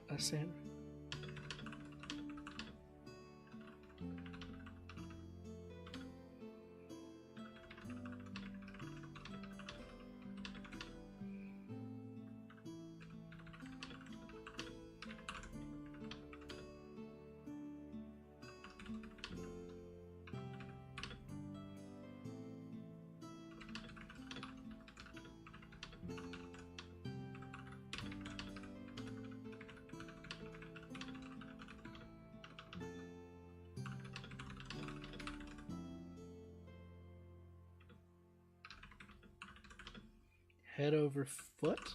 Is that the phrase? You know, when you're tumbling and it's like a really fast tumble, so he's basically going head over foot over head?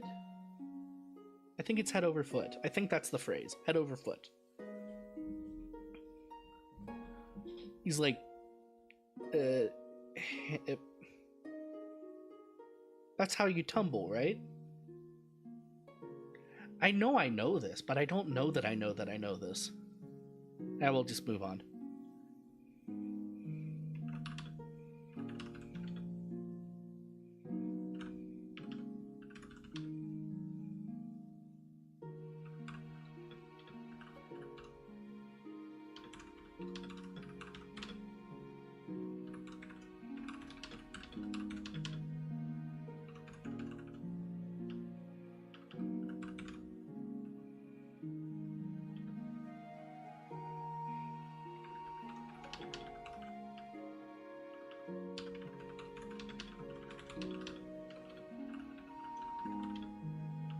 Not dizziness. Dizziness is dizzy is a silly word. What do you call it when your head is fuzzy? It's dizzy. It's dizzy. It's fuzzy. It's shaken. How do I translate that? After a moment of disarray. You know what, I'll just change it. After taking a moment to and clear his mouth of sand. Disoriented? I guess? After a moment of disorientation? Yeah, that doesn't sound good.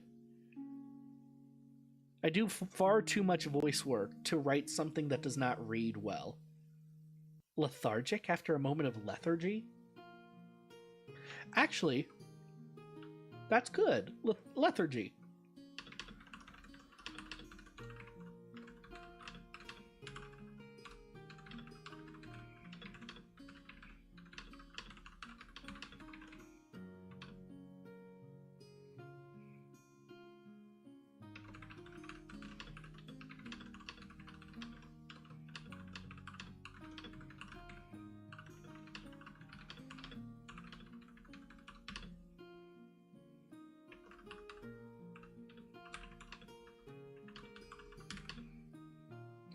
Though that was little what?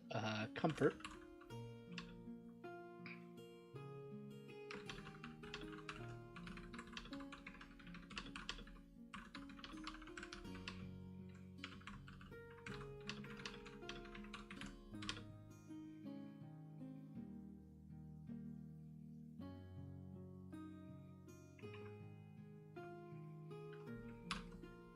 Actually, he thought,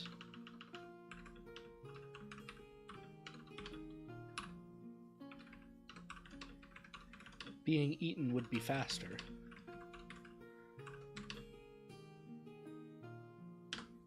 Yeah, he's down in the dumps. He's like weighing his options for death. And out of all the options, being eaten...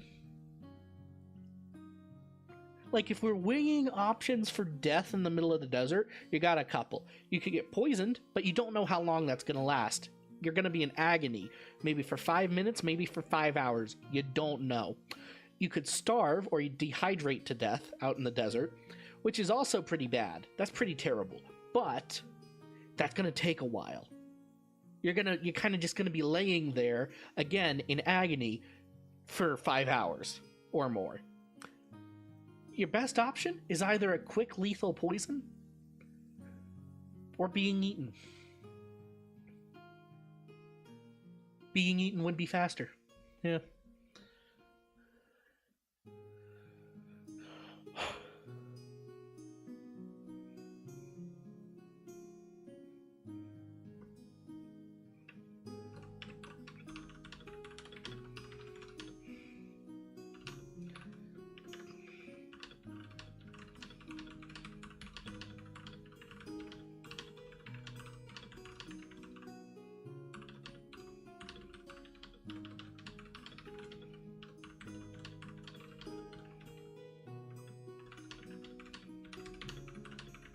His hand hit something that was not quite a hilt. It was smooth like the wood of his blade, of the hilt, but it was not wood. There was no grain to it. Nor did it... There's no grain, no directional grain to feel on the wood, on the thing.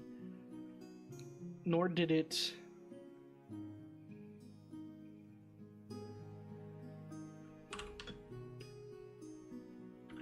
match the shape his hand was accustomed to.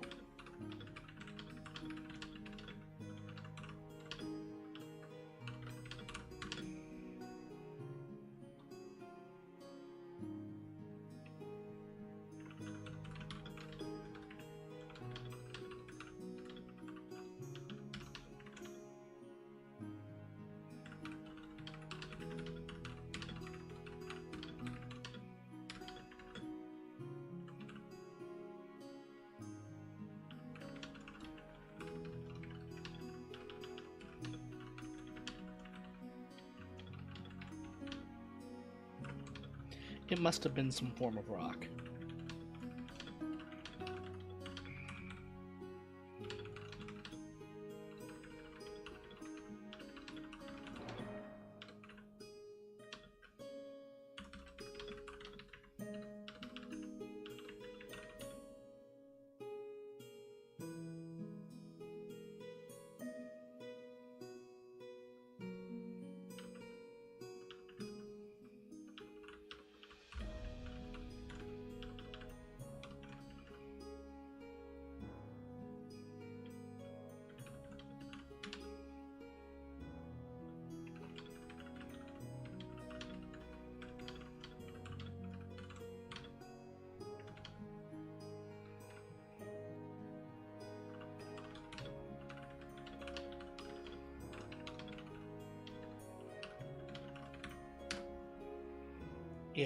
Yeah, he's just gonna turn around and keep climbing. There was nothing weird about that. It's just a weird rock, guys. He didn't bother to really look at it or examine it, but it's definitely just a weird rock. definitely, he's not going to turn his back and have something just terrible happen to him. That's definitely not about to happen.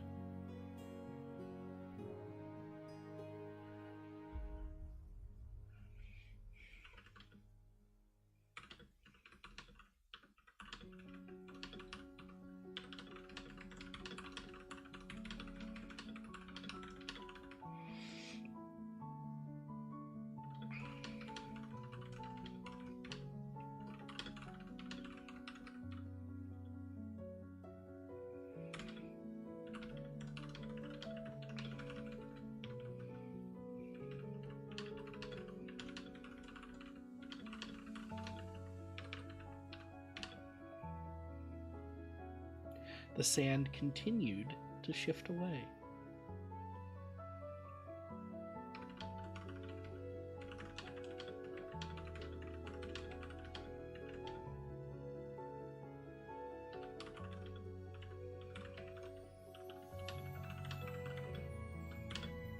All right.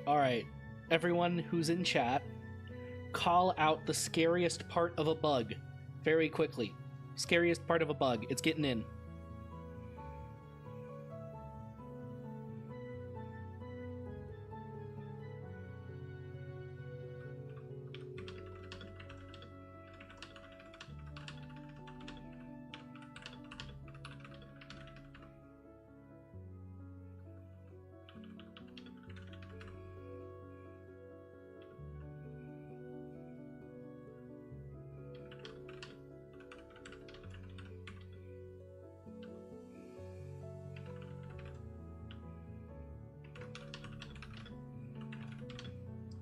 Legs, eye, okay.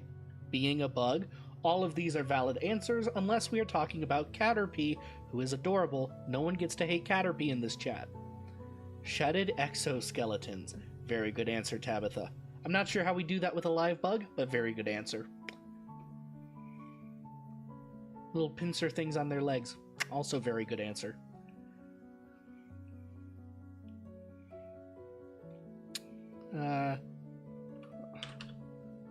An iridescent.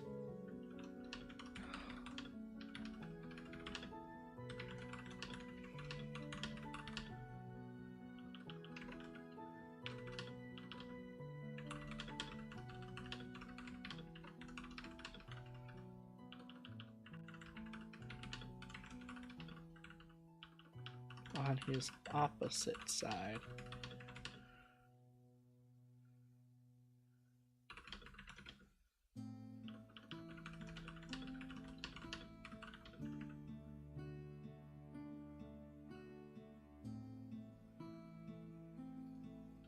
Behind him.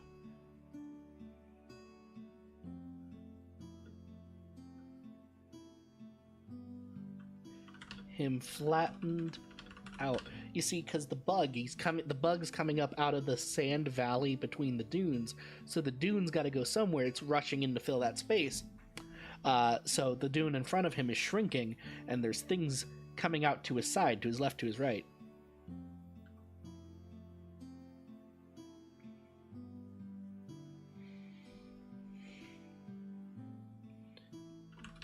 For a brief moment, Ander understood that his pain could be over.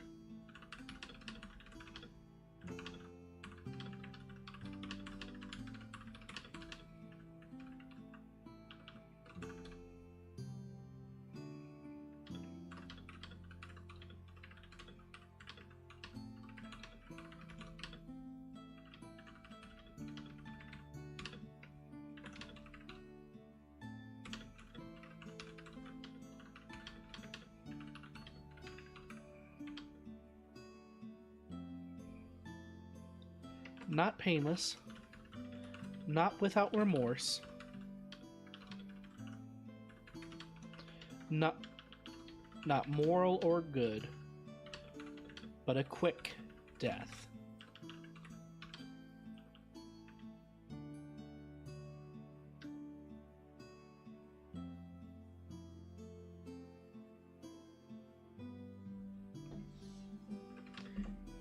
He fought past... I may have to put a trigger warning on the stream from now on, because I have a feeling I accidentally just wrote suicide as being one of the major themes of this book. Because this guy is turning out far more depressed than I initially intended. Because, wow, that last paragraph. For a brief moment, Ender understood that his pain could be over. No more walking, or worrying, or sweating. If he just gave up at that moment, he would be dead. And that, he thought, would be a quick death. Not painless, not without remorse, not moral or good, but a quick death. He fought past that moment and forced himself to turn around. And face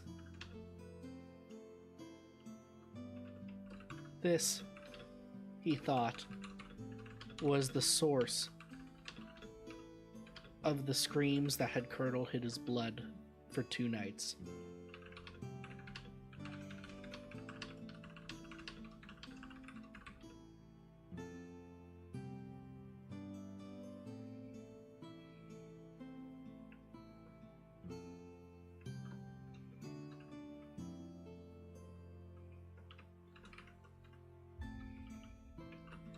It was something like an ant.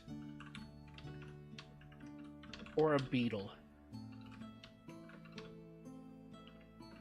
The skin, if one could call it skin, gleamed in the moonlight with an eerie green glow.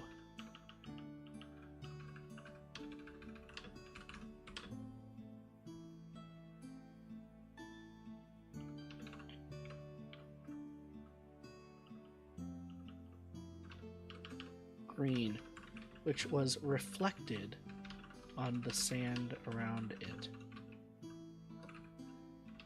There were 6 legs, which I think does qualify it to be an ant or a beetle. Though I'm not a bug expert, I don't spend a lot of time looking at bugs, it turns out. I don't like them. Except for Caterpie. Caterpie is great and deserves lots of love. I just want to make that clear. We're big Caterpie stands around here. Each studded with what appeared to be sharp spines.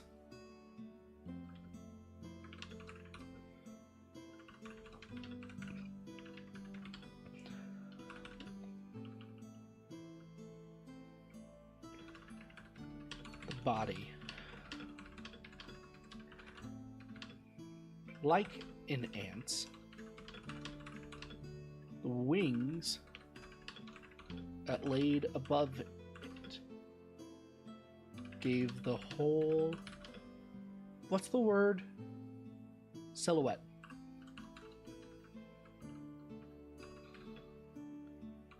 Appearance of a beetle.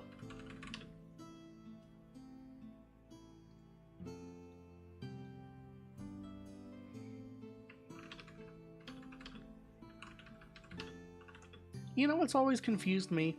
If bugs have compound eyes, why do they need 2 of them? This guy gets 1.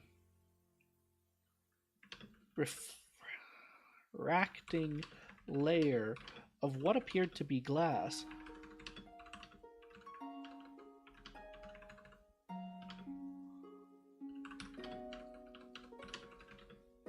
Like the eye of a fly, but as large as a man's head. This thing doesn't have to, like, if an eye is as big as my head, it stands to reason that the head is then the size of a human torso, which is already very terrifying. I feel like that's good scale.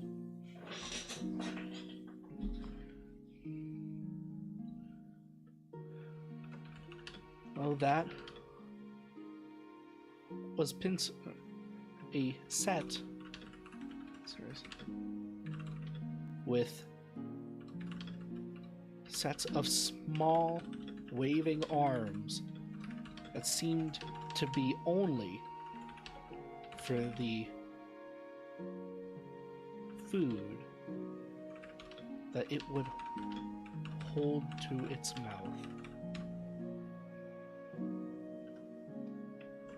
The most noticeable thing, though, was the smell. It was instantly overpowered.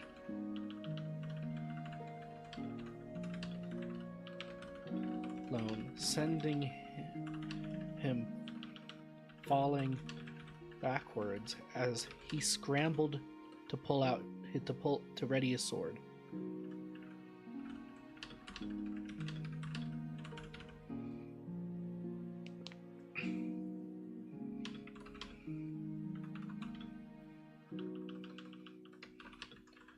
A dank must.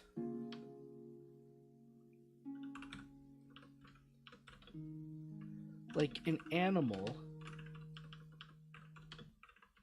emerged from a dirty lake or puddle.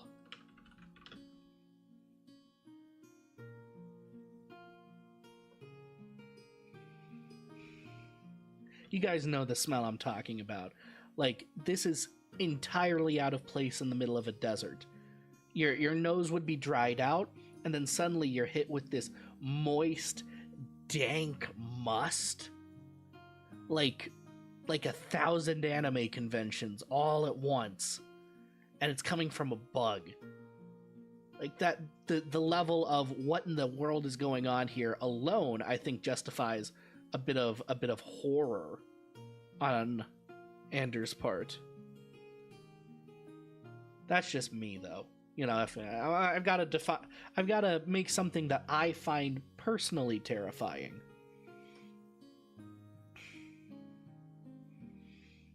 It didn't move for a moment, or despite Anders' flailing, the insect failed to move. After, instead, like, this isn't an ambush hunter. It doesn't need to be an ambush hunter. That's way too much strength, right? This thing doesn't need that. It's a desert. It's got to be efficient. This thing, if it finds you, it's not going to chase you. It's not a long distance chaser. It's going to watch. It's more like a vulture, right? It's more like a vulture. Now, vultures can be predatory if they have the right circumstances. And of course, all insects and birds are territorial. This is probably a territorial kind of situation for him, which allows us to introduce our lady without making her some badass who's just fighting everything. I don't want Katniss. I don't want Katniss.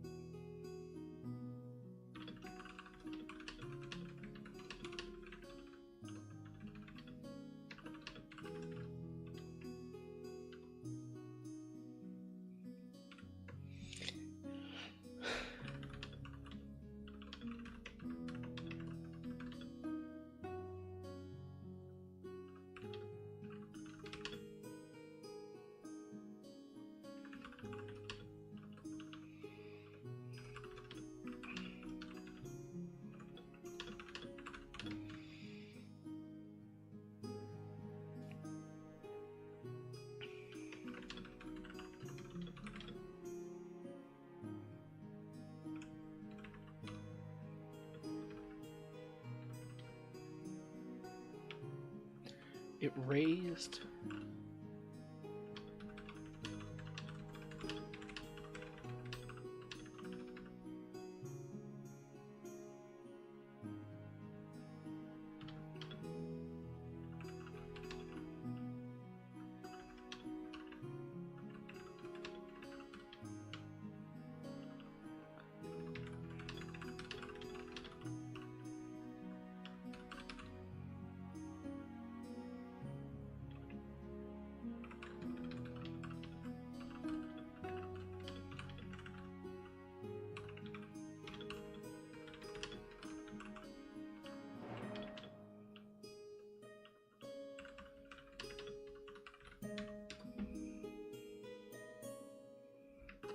It was posturing.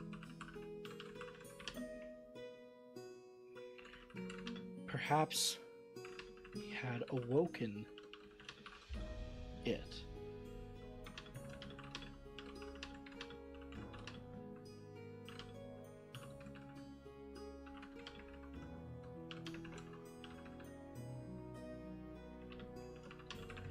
That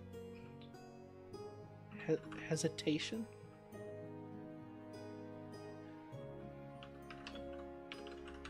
Couldn't count on that hesitation lasting much longer.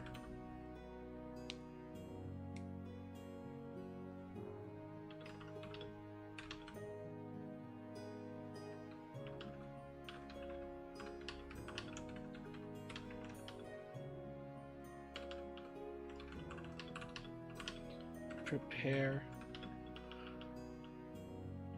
a slice towards its eye.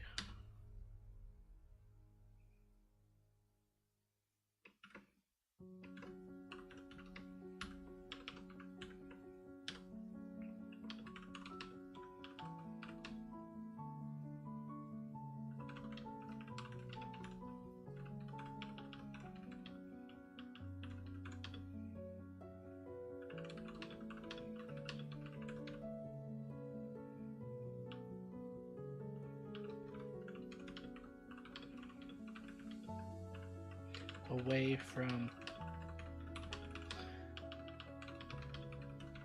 his crown.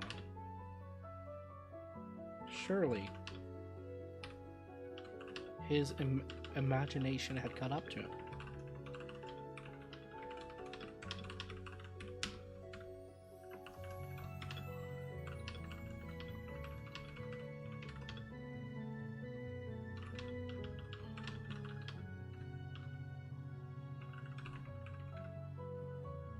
The voice approached.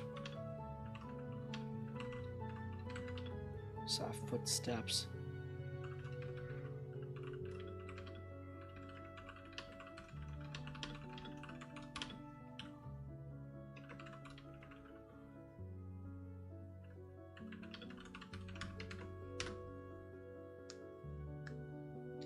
I don't want to make her into too much of like an avatar character, like trying to coexist with nature and stuff, because it's the desert. Ain't no one coexisting with nothing out there.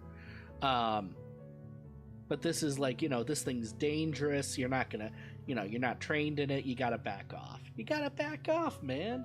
You can't be doing this. You can't be fighting giant bug things in the middle of the night when you haven't slept in like 18, 20 hours.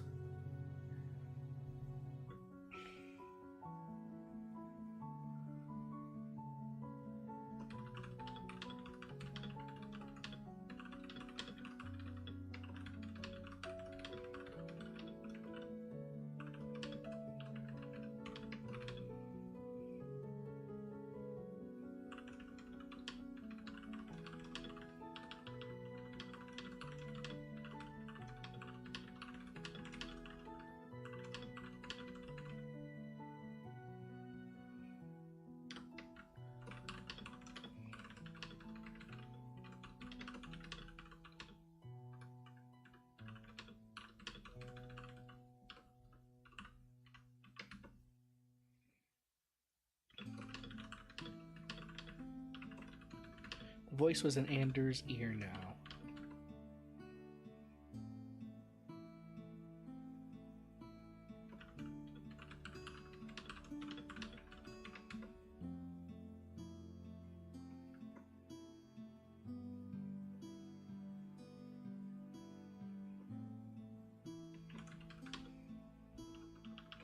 still refused to turn away.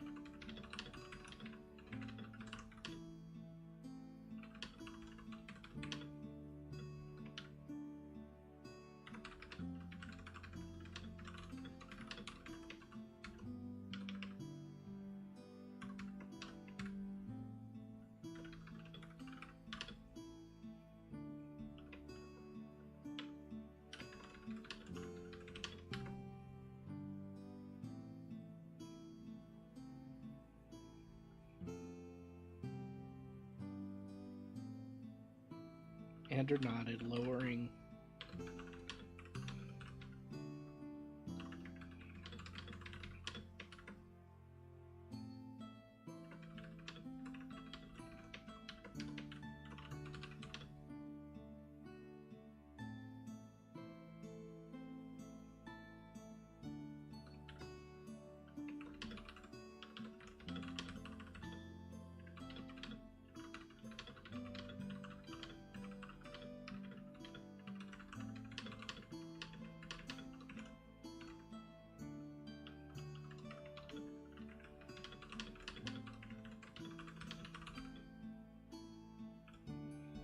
Does it make sense for a girl living in a tribe in the desert to have blonde hair?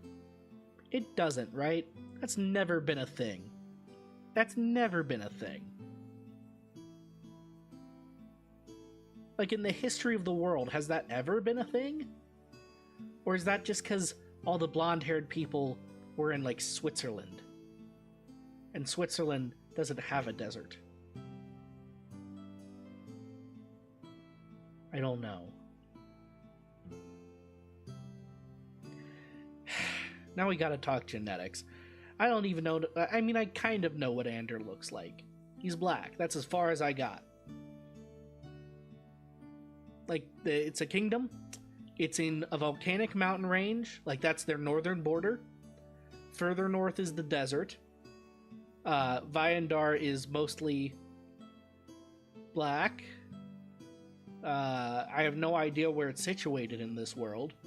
Like, it's a more northern country, I guess. It's like he's a dark-skinned guy. I don't know what this girl looks like. Like, she's tan. Duh, it's the desert. But, like, how tan? And, like, if we're gonna say blonde hair, blue eyes, they would all die of melanoma. That just doesn't work. There's giant bugs so you can bend the rules. I mean, yes, I know I can bend the rules, but I want to be somewhat realistic. You know? I want to be somewhat realistic. 'Cause, like, there's a certain line of thought, depending on if you think it's valid or not, that the darker skin a person has is more is more determined by, like, their ancestral homeland and how much sun they received. Like, the colder climates further north get a lot less sunlight, so they need a lot paler skin so they could absorb the sunlight better. And closer to the equator you got, the more sunlight you had, consequently the less sunlight you needed, so you developed darker melanin. So a desert should have darker melanined people.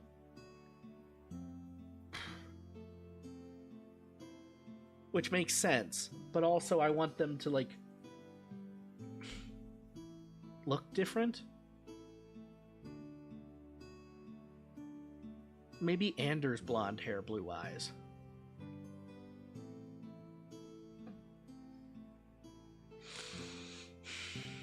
No, I don't want that. Then I'll start to be stereotypical. I don't want that. You know what? She's just tan and blonde. She's just super tan and really blonde. She's like the perfect beach girl. Except not at all like that.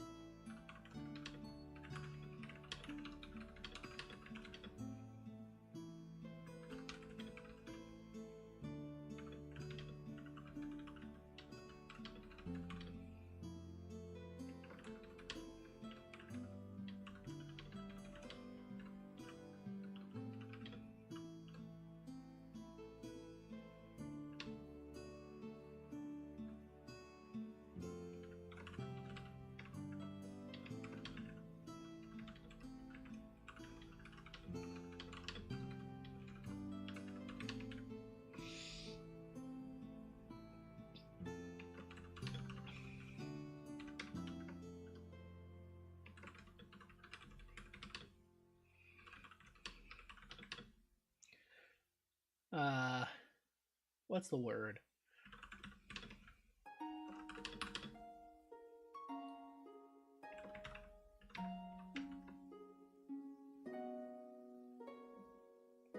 I don't know where I came up with Ramasa, but this desert is now called by the natives Ramasa. Which, honestly, good name for a desert. I'm pretty proud of that one. Ramasa. The Ramasa Desert. Or, I guess technically speaking, if Ramasa is just what they call desert, they wouldn't call it the Ramasa Desert. They would just call it the Ramasa. Anyway. Oh, the captions are having a fit over that. By the way, there's closed captions. I don't know if you noticed, but if you need them, they're there.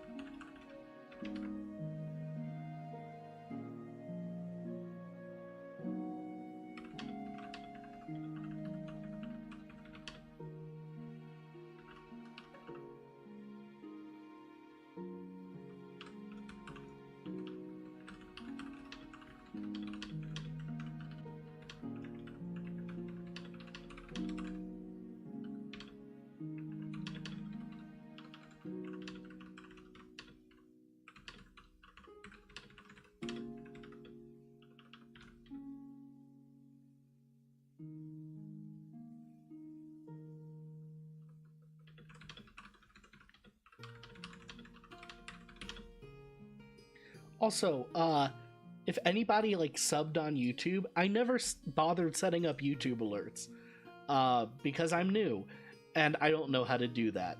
So if you did subscribe while we've been on, just thank you. I don't know if you did.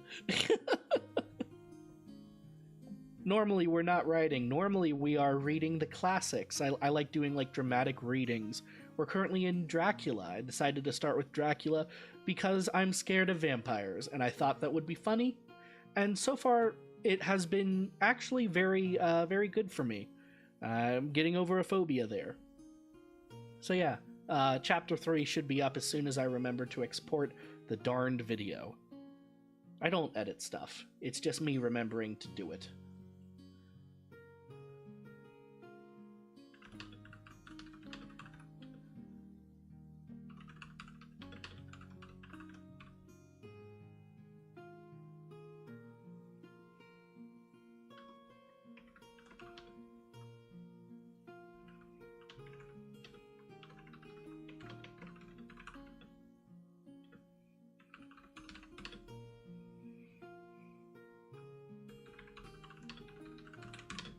Yeah, like audiobook type stuff. Yeah, exactly.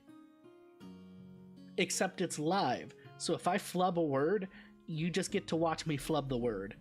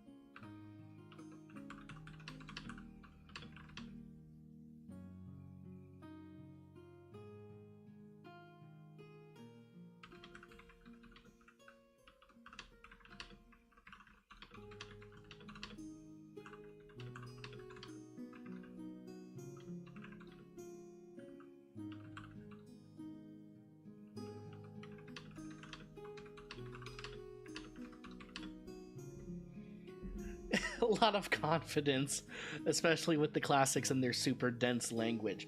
I guess you could say that, Natalie.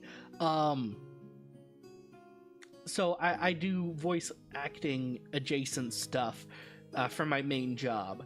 Um, so it's never been too much for me.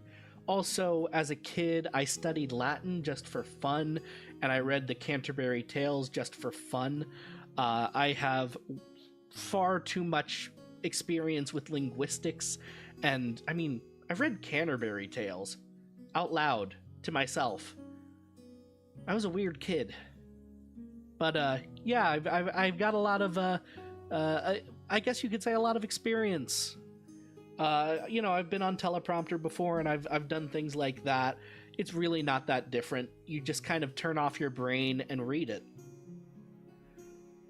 But yeah, super dense language is fun. I try to write in that same style. I like writing super dense with a finely meshed net. It seemed to be a room dug out of a sand.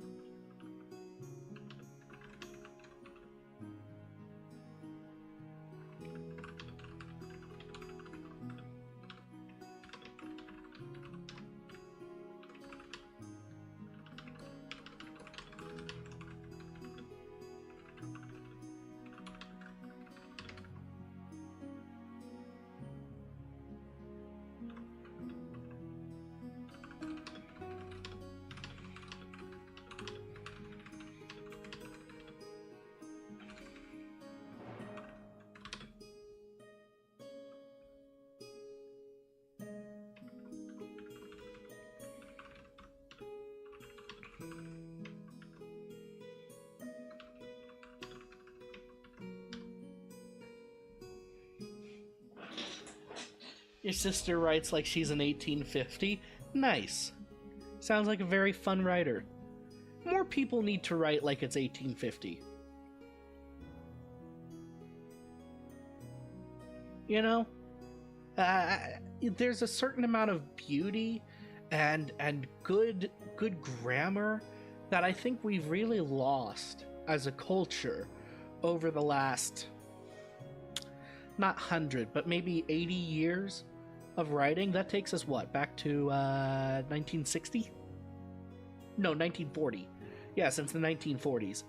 I think really with the advent of television and the radio, we had to start writing for the spoken word, which, you know, if you're broadcasting over a large audience, writing for the spoken word means writing to the lowest common denominator, writing so that it can be most easily understood by most people, which necessarily means that you're taking out some of the beauty in order to be effective, I guess you could say.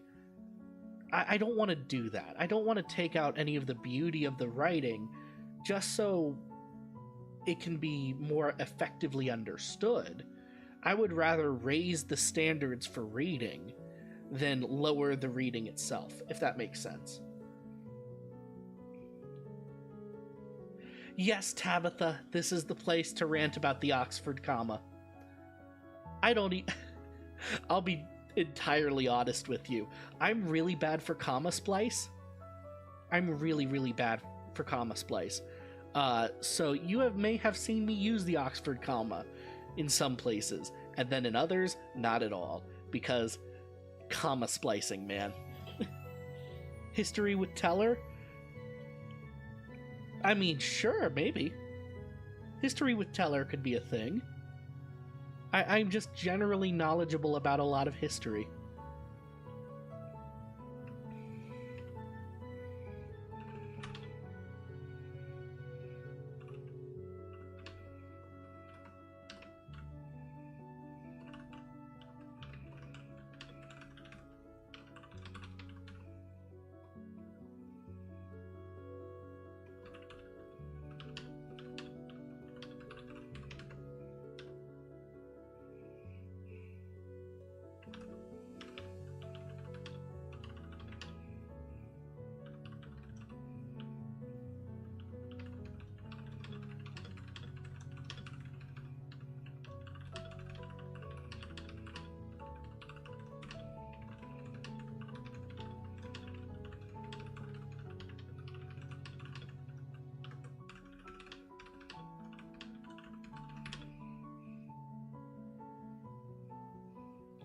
Yeah, school textbooks have stopped teaching the Oxford comma as proper grammar. Um, Now, we could have two arguments there, one for and one against. The one against is that it is proper grammar, has been for a very long time, and this rule change is arbitrary. The one for not teaching it is that language is constantly evolving, written grammar with it. So some things that just fall out of style don't need to be taught anymore. For example, in typing, my grandma was a typing instructor when typewriters were first invented. She was a college level typing instructor, so I know way too much about typewriters. But anyway, my grandma, she would teach her people in class to do 2 spaces after every sentence, the double space sentence, right? Because on a typewriter, a space was much smaller and much less standard than what we do today. So, she would teach double space. We don't do that anymore because we don't need to. It was a mechanical limitation that has now been bred out. I could make the comparison. There's a very famous folktale about a woman making a Thanksgiving turkey. Now, this Thanksgiving turkey, she had gotten the turkey, and she put it in the pan, and she cut off the neck of the turkey. Now, her husband comes along and goes, "Why are you cutting off the neck of the turkey? That's perfectly good. It all fit." And she goes, "I don't know why I'm doing that. My mother always cut off the neck." So they go and they call her mom. And they ask her mom, "Why'd you cut the neck off the turkey when you made a turkey?" And she goes, "Well, I don't know why I did it. My mom always did it like that." So they get a conference call going and they call Grandma. And they ask Grandma, "Why did you always cut the neck off the turkey?" And she goes, "Well, my pan was too small." And that's kind of the argument against the Oxford comma. Our pans are no longer too small. Language has moved past it. I don't think it's particularly convincing. I just kind of wanted to share that story because I find it funny. Because my mom definitely did a lot of things because her grandma's pan was too small.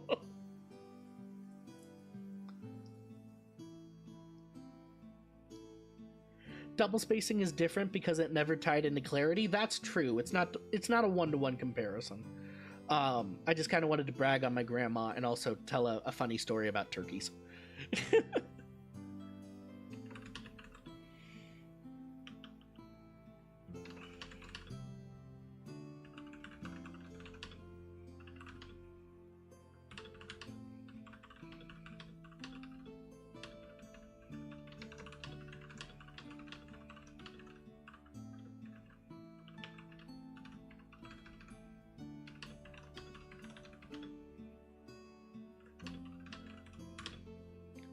Who doesn't love a random tangent about turkey pans? Heck, I can random tangent about just about anything.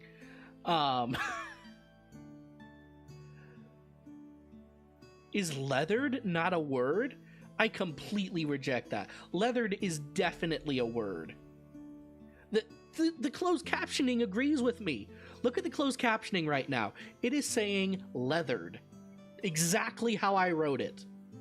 And that closed captioning is powered by Google. And if Google thinks leathered is a word, leathered, by golly, is a word. And it is counting to the word count. So frick you, Libre. What was I just saying about random tangents? Anyway.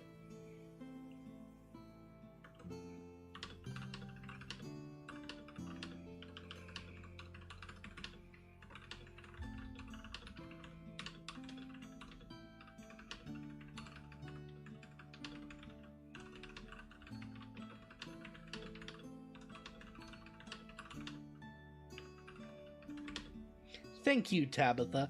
Thank you. Leathered is definitely a word.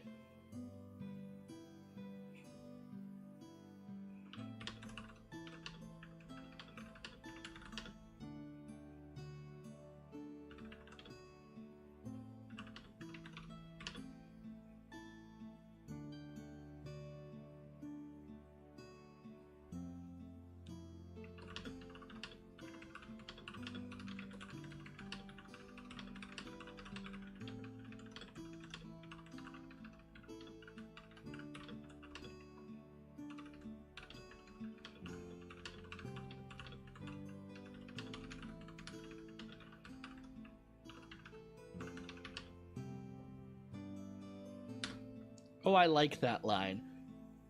Does anyone else experience this where they're not fully cognizant of what they're writing and then they read what they just wrote and it's surprisingly good? Like, to some ladies of the Viandar court, she might have even been considered plump, but they were of the sort to starve themselves voluntarily. Like, that's just got some biting criticism to it, doesn't it? That's just a little bit biting, and I like that.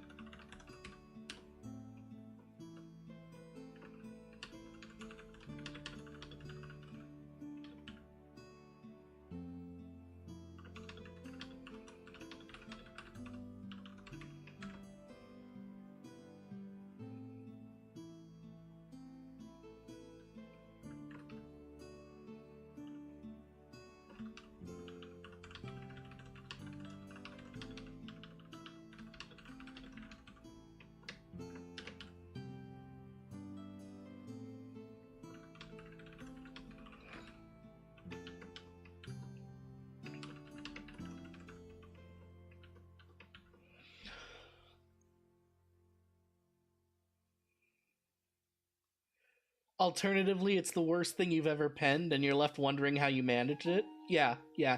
Blame it on the flow being faulty. You know, blame it on the vodka. Blame it on the Henny. Blame it on the alcohol.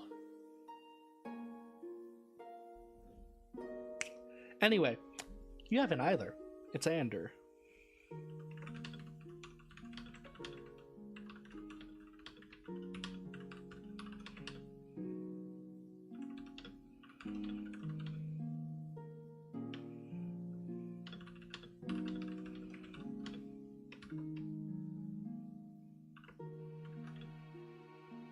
Okay, I gotta name this chick. What's her name? She lives in the desert. Desert's name is Ramasa. That's the only indication of culture we have so far, other than Ramasa, and they watch the giant ant beetle things. They survey them. She's a surveyor of them. So what is her name? I will take chat submissions on her name. First thing that pops out to me. I will take the first thing that pops out to me and most likely spin it off into something I like better, but it will help. You have absolutely no clue what you're doing? Don't worry, Natalie. If any of us had any idea what we were doing, we would be so powerful we would threaten the very good course of nature. So there you go. Isla? It's giving me Jurassic Park. Matara-kun. I'm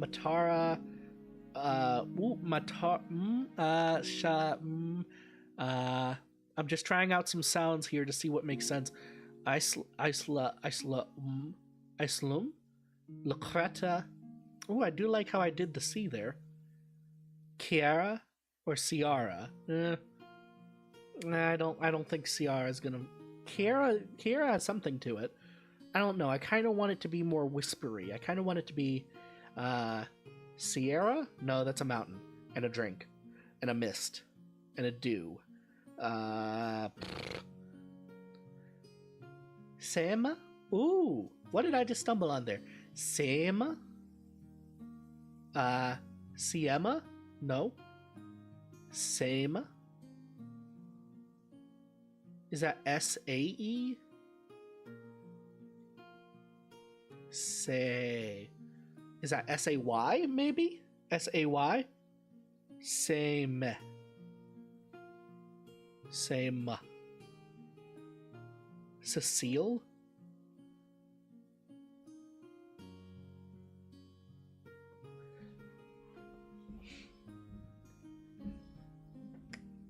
Let's see.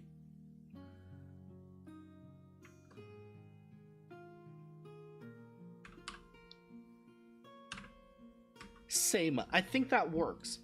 Does Sema work? I think that works.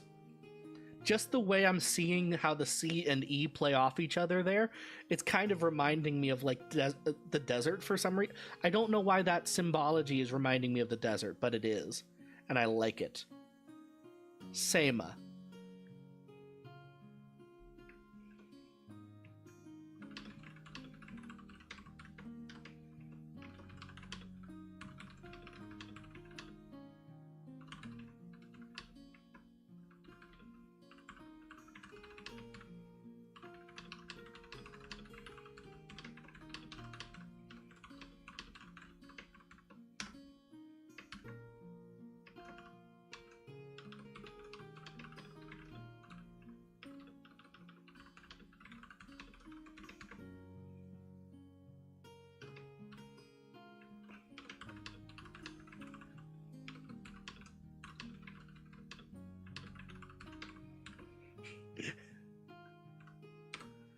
Ah, cultural differences. They're always fun to write.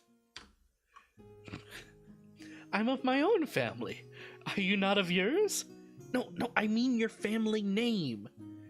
Is your family not called a family? I'm always a fan of odd cultural differences like that, especially when it's funny. I'm always a fan of that. Thank you guys. I do like how I settled on the spelling there. Sema. Now, is that I before E except after A, or when sounding like A as a neighbor away? Okay, so yeah, it is E before I. Okay, I botched the rhyme, but I got there.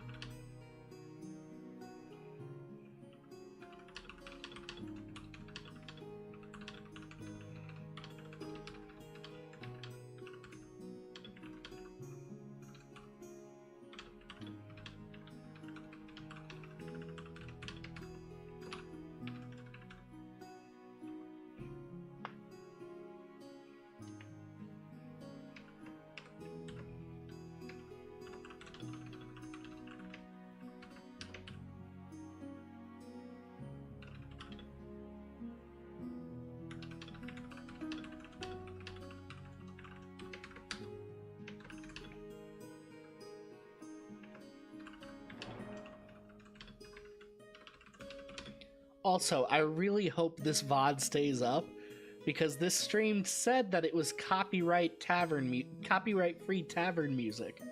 But you never know. You never know. So I really hope this VOD stays up, because this has been really fun. You guys have made this really fun.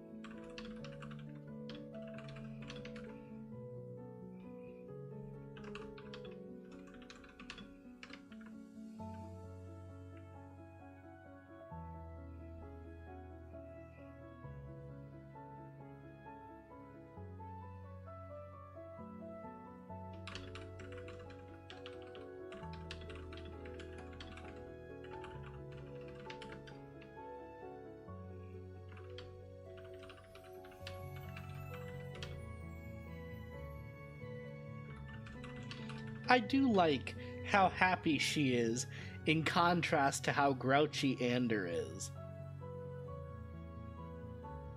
Also, Ander, I barely even know her. I just realized I could do that, so I did. But she's turning out very, very happy in response to his very, very grouchy, which of course is the best romantic coupling ever. Is extremely grouchy but well-natured guy and extremely happy woman. That is the... You can fight me on that all you want. You can fight me on that all you want. You can say I'm dead wrong, but here's the thing. Here's the thing. Grouchy man and very happy woman is the backbone of the Hallmark Channel. And if anybody knows romance, it's those fuckers at Hallmark. They get it. They know what romance is. At least I have to believe they do. Otherwise, I am straight out of luck, because I just need a very happy gal to adopt this grouchy but well-meaning man. You know what I mean. You know, you've got the very happy extrovert girl and the very grouchy, well-meaning introvert man. Like, no, never drag me out of the house. What are you doing? But he has to be dragged out of the house, because otherwise you can't be a functioning human being. So she'll just kind of adopt him. And then along the way, eventually they get married. And that's how that works. So this is turning out well, I think. We've got the basis for a nice medieval high fantasy Hallmark movie. And if you can't write a high fantasy Hallmark movie, what can you write? What's even worth writing if you're not willing to write high fantasy Hallmark movies? In fact, Hallmark Channel, listen up. I know you're watching, because I know you're watching everything to steal as many ideas as you possibly can. So Hallmark Channel, listen to me right now. I will write you a high fantasy Hallmark movie. I'll do it for free, just for the name credit. I will write you a high fantasy Hallmark movie, and it will be better. It will be better than most of the stuff you produce, and hell, it can even be set in Christmas. I'll even do that. I'll do a high fantasy Hallmark Christmas movie. Just for you, without Santa Claus, with a grumpy guy, and a way too happy girl. I will do that for you, Hallmark Channel. Because I know you're watching. I know you're out there. You're like that slug from Monsters, Inc. I'll be watching you, always watching. I know where you are, Hallmark executives. You're here, in the middle of the night, watching a random VTuber write for NaNoWriMo. And I guarantee you, I'm better than your writing staff. I'm better. I guarantee it.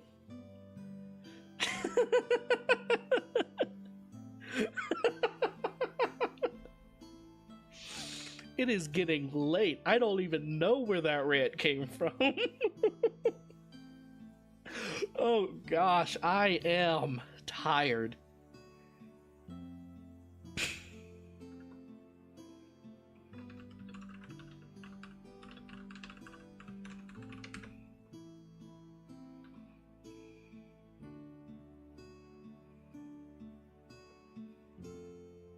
They barely have the budget to reuse their own sets. Natalie! Savage! Savage cuts! You know the biggest Hallmark scandal I ever witnessed? This is like some really obscure knowledge. This is so obscure. Alright, I haven't hit my word count, but you know what? We're like 200, we're like 300 away. Let's finish that, and then I'll tell you the most obscure Hallmark scandal in the history of the Hallmark Channel, which I am, in fact, addicted to. Addicted to.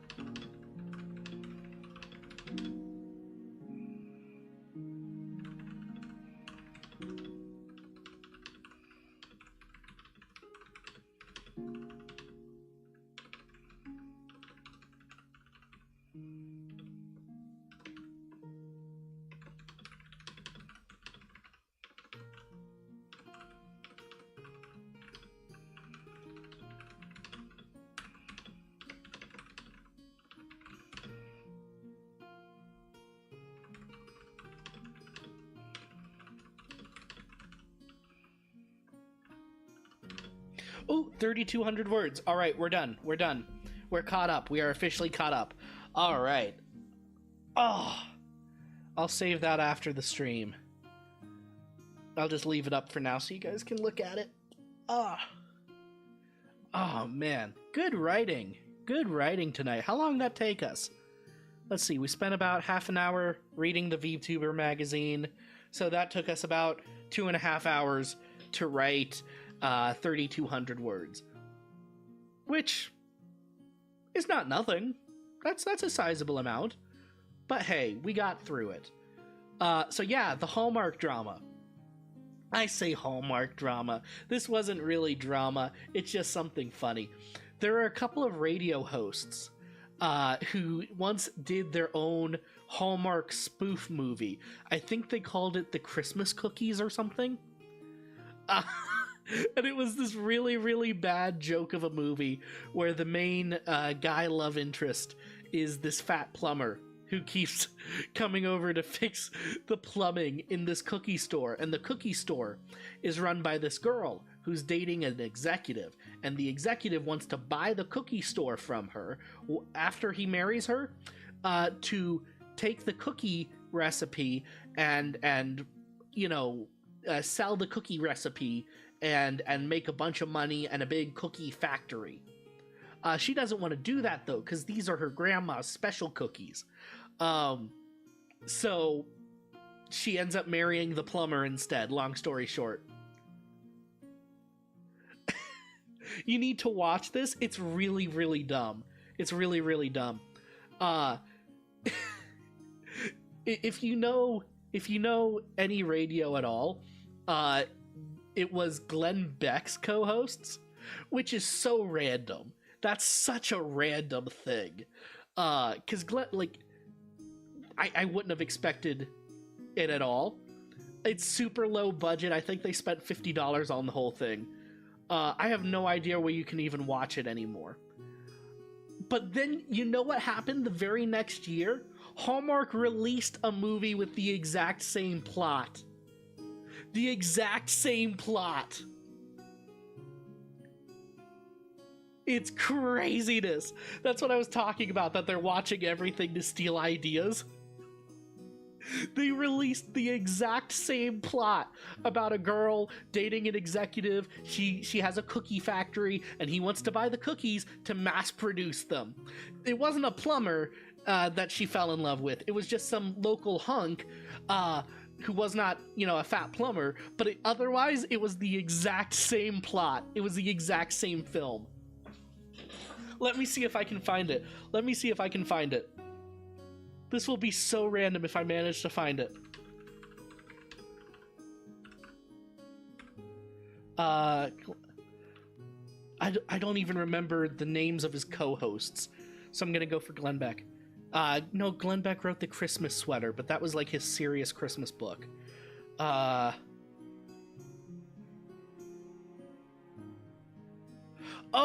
I found it! Oh, I found it! It's called The Christmas Twist, and it only exists on their own Facebook page. Oh my gosh, I found it! The Christmas Twist, I found it!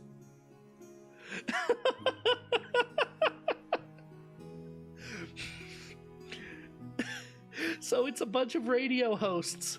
I think, yeah, Stu Bergier. Okay, I remember his name. Stu Bergier. From The Blaze, of all places. I'm only aware of this because I'm obsessed with Hallmark. But yeah, from the conservative media company, The Blaze. They did a Hallmark spoof, and it's 14 minutes long, and it's called The Christmas Twist. Because they're twist cookies. And it's the most... You know what? It's probably not copyright claimed at all. It's probably not copyright claimed at all. We could probably watch it right now. We could probably watch it right now to end the night. Do I want to do that, though? I'm logged into my personal Facebook, and I will end up doxing myself. Okay, let me try that. Let me try something real quick. Let me see if I can't pull it up. Let me put those away. Let me make a browser source. Can I... Actually... Let me... You guys aren't going to see me for a second. You're still going to hear me.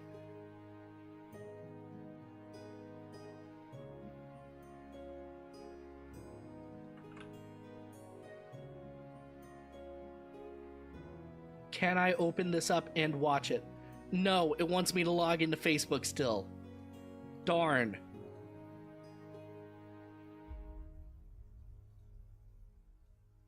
Darn it. Okay, how do I do this without doxing myself? How do I do this? Oh, I know how I do this. I'm using Opera. I can pop it out, can't I? Can I do that?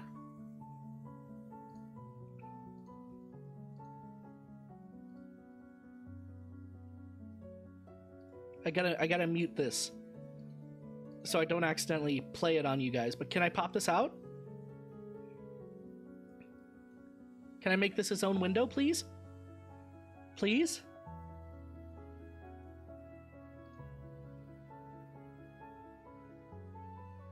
Can I... Maybe I can find it on YouTube. Alright, we're cutting off the tavern music. I'm sorry, guys. Oh, we were actually almost out of... We had like 10 minutes left on the tavern music anyway. We have to find the Christmas twist. We have to do this tonight. While I'm thinking about it. It's Christmas season anyway.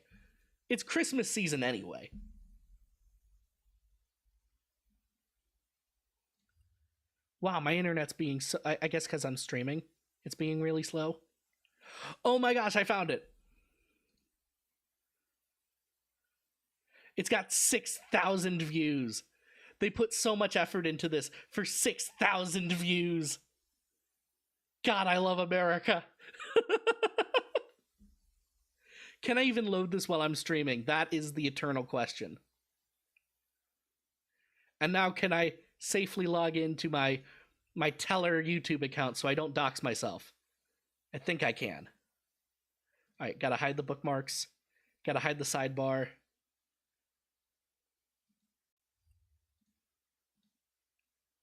Wow, my internet is slow when I'm streaming, but it is so worth it for this.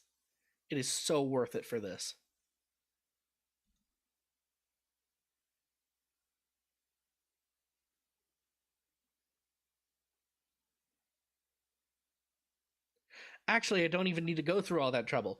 I don't even need to do all that. I could just put it in the browser source.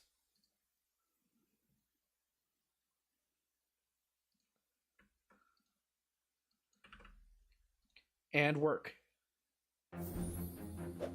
Yes, bad game ad. We're in.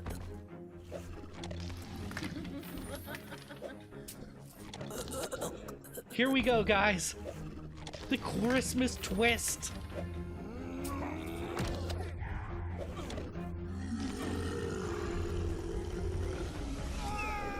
Can I interact with this? Yes, I can. And with only 3 reported deaths, organizers say the annual Children's Flammable Toy Exhibition will be held again next season.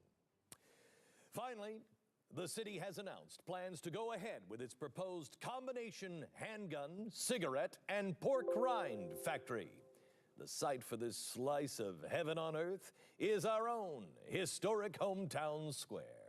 And so far, all 300 existing tenants have decided to sell, except for Noel Anderson, owner of local cookie store, The Christmas Twist.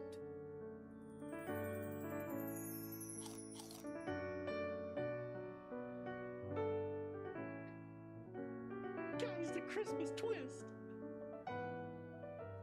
Look at this. This is just Hallmark.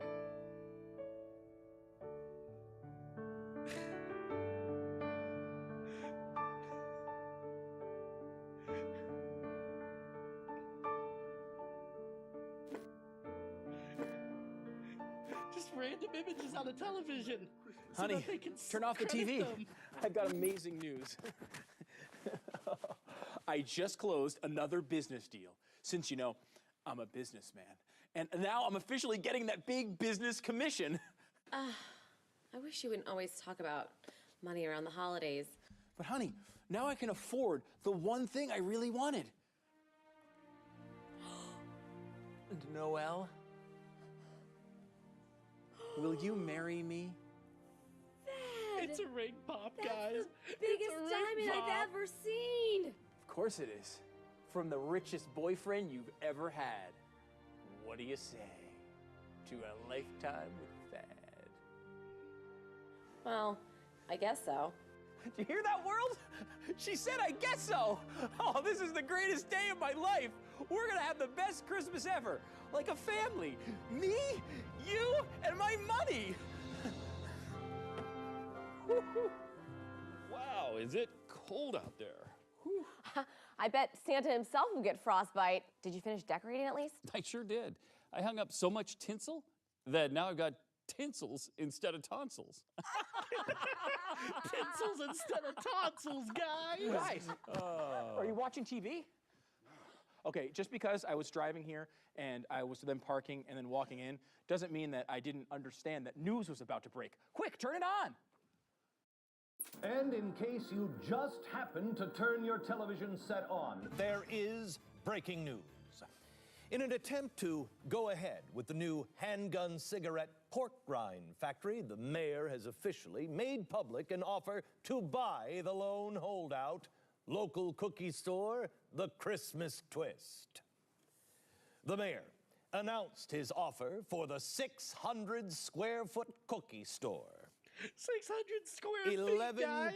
million. $11 million, But guys. he did place one condition. Store owner Noelle Anderson only has 24 hours to decide. It's now safe to turn your television off again. in other news, my kitty cat, Noodles, is still missing. Not noodles. $11 million for this dump? You bought it for 18 grand. I know, but how can you put a price tag on Christmas? You're not selling Christmas. You're selling a meaningless collection of bricks and asbestos walls covered in toxic lead tinsel. Dad, how can you say Christmas is meaningless? I didn't say that. Just listen to me. Maybe if you just ran a cookie store, or you ran a Christmas cookie store, or you just ran a butter cookie store, but you only sell the pretzel-shaped butter cookies. Nobody likes the pretzel-shaped butter cookies. Oh, really? Then why did I sell 3 to customers this year? Well, 2 of them were me, and the other one was a guy hiding from an Amber Alert. This is the worst business model of all time. It's not a Guy business hiding model. from an Amber Alert. It's my dream. I am far too businessy for this. You have 24 business hours to decide. 24 business hours, which is technically 5 days, I think. It's okay, Noelle. Well, if we're going by 8-hour shifts, I guess You know, like 3 days. my grandpappy used to say, if it's all about the money, then it's all about nothing. Of course, when he said that, he was talking about $1.38. This is $11 million. That's like John Kerry wife money, right? What's wrong with you? Money. Well, it all started one night when I was looking at the Christmas lights and I ran over a Yes, homeless Natalie, person. far too businessy. Wait, you ran over what? You ran over a There's one homeless simple person? hearing hack No, anyone can not the use to ads. improve their hearing No, almost no. overnight. She ran over a homeless person, guys. Don't worry, you're gonna be okay. Well, you've crushed every bone in my body. My pancreas is still in your wheel well. I'm pretty sure I'm not gonna be okay. Oh, homeless vagrant, what can I do to make your pancreasless Christmas spirit live on? There's only one thing. You know, other than calling 911. I really always wanted to open up a Christmas cookie store. I can do that. I'm an amazing baker. I can make snickerdoodle, chocolate chip, molasses. The store can only sell those pretzel butter cookies. Only the The pretzel ones butter that nobody cookies. likes. The ones that nobody likes. That's the worst business model I've ever heard. like in the history of mankind. No, it's not a business model. It's my dream. It's his dream. Holiday the Butterquine. You got it, So- Natalie. You killed a homeless person. Huh. Well, I guess that's the way the cookie crumbles, huh?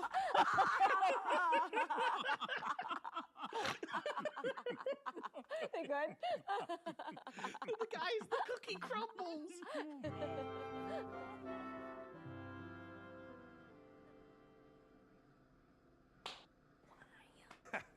Hey-oh! I hear you got a crapper to be plunged. Yes, I stopped up the crapper. Guys, the I've just been so plumber. stressed with my store He's closing. here to fix the that Last night I crapper. binged on fig pudding. Whew, that'll stop Yeah, up a crapper, I know, all right. I love fig pudding and the crapper. Really? We have so much in common. I love fig pudding, and I clogged up my crapper last night too. Isn't this just amazing? Isn't this hilarious? Isn't this the best Hallmark movie you've ever seen?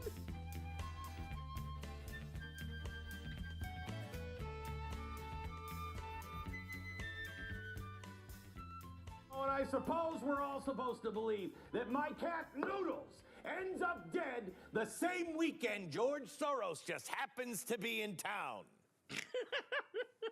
And in other news, we finally find out the future of our new handgun, cigarette, George and pork Soros rind killed Noodles, factory confirmed. in just 12 hours. 12 hours from now. Mark your calendar. Noelle Anderson will make her Mark big your calendar decision. for 12 hours Still from no now, word folks. on why the mayor decided to make the deadline a national holiday, or why the mayor would present the offer on the TV. Honey, did you make your decision yet? Look, I understand that this story is your dream, your heart, your soul, your deal that you made as you committed what a jury would likely consider manslaughter and killing a homeless man hallucinating about cookies. But it's $11 million. Don't be an idiot. How can you talk about dollars and manslaughter at a time like this? We can't sell the store. Where would all my pretzel cookies go? They're not alive. It's not materially where they would go. Where will people buy their pretzel cookies for Santa? Santa loves these cookies. Noelle! Santa wants chocolate chip cookies. Yeah. You take that back. Take it back. Noelle. I Wanna love think how about your the pretzel cookies cookies? are like falling through the tray in the background. It's not about the money.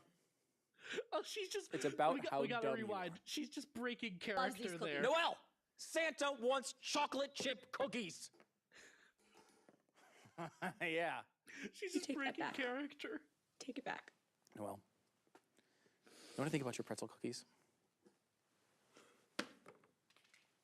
It's not about the money. She can't. It's even about keep how it dumb you straight. are. I mean, it's a little bit about the money, but it's mostly about how dumb you are. I can't marry someone Is anyone this else dumb. smelling those butter cookies now that unless they're it's a talking about them Kardashian, so maybe. much? Look, Like I see sell the those tins in store, the background, or I I'm can calling smell the them. engagement off. You now have 12 business hours to decide.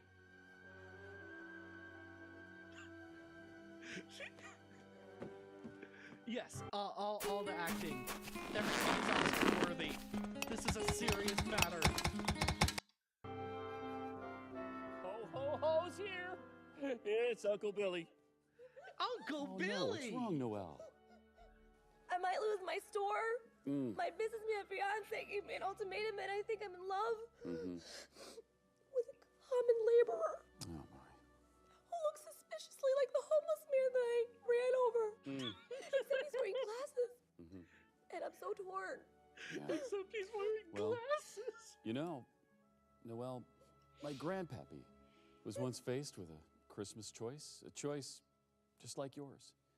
Should he marry his male lover or a really fat homeless man plumber he met when he stopped up the crapper?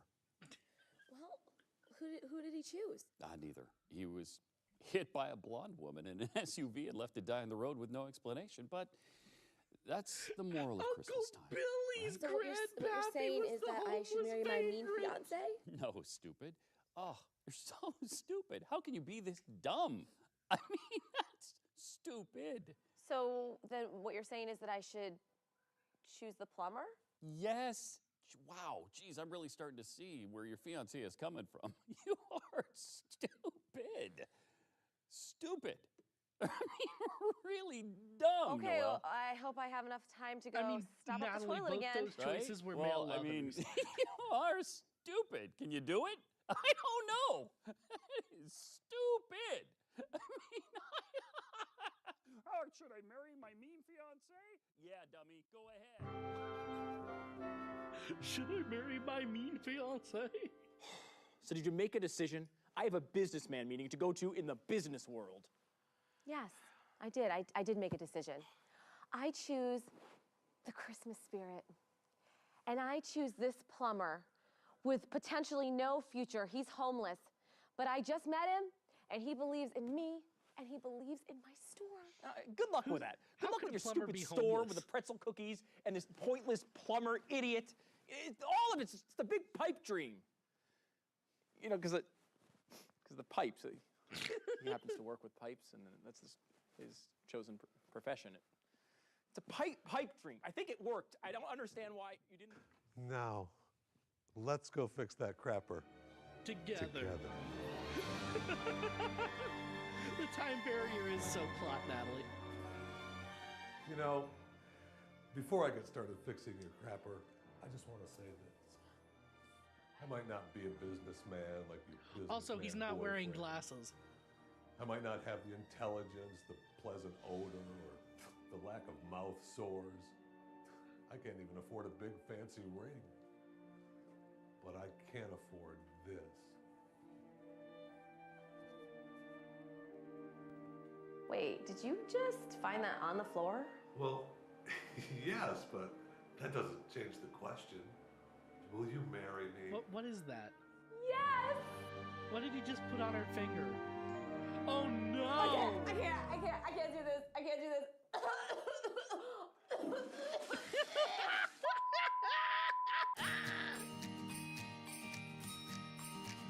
I forgot about that! Noelle and the plumber had a very Merry Christmas. Until the plumber died on December 26th of massive coronary failure. Noelle was charged in the tissue-related poisoning death of Uncle Billy. She was found dead in prison the following year. Cause of death, choking on a pretzel butter cookie. Businessman Thad became the world's richest and happiest man. He now owns the rights to the word Christmas. Merry Christmas from the wonderful world of Stew. Oh man. Most people have Oh man.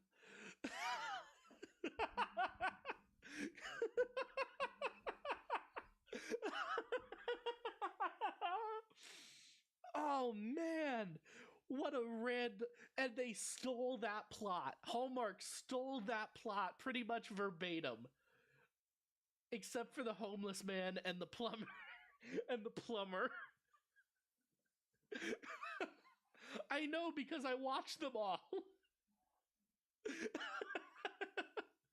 Let me see if I can't find it. Hallmark movie about Christmas cookies. There's 3 now.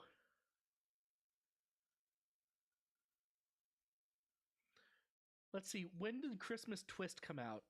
Christmas Twist was 2 years ago? That can't be right.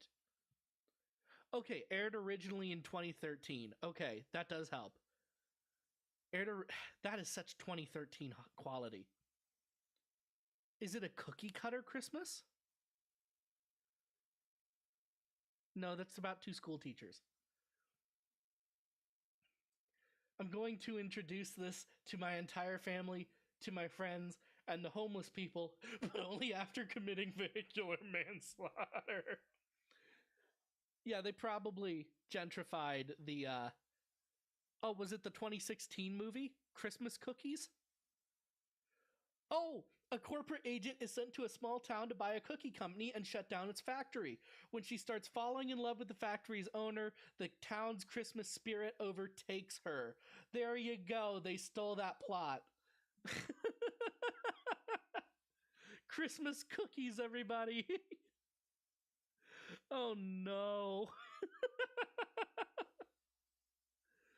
Oh, when Hannah Harper is sent to a Christmas-themed town called Cookie Jar to negotiate the sale of the town's famous cookie company, she gets more than she bargained for.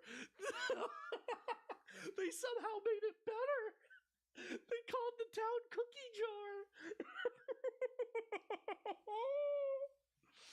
Oh my gosh, I'm dead. I'm dead. I'm dead. I'm dead. I'm dead.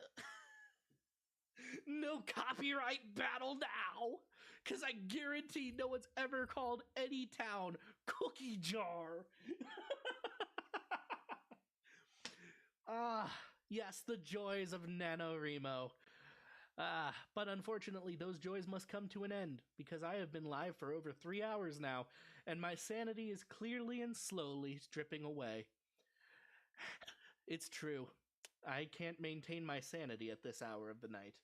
Nor can I maintain my love for butter pretzeled cookies. In fact, I have to admit, they are the worst cookie. I'm an icon? Oh, thank you, Natalie. Let me pose. Let me pose for the cameras. Pose, pose, pose. Little smolder for you. Pose. All right. You know, you got to give the paparazzi what they want.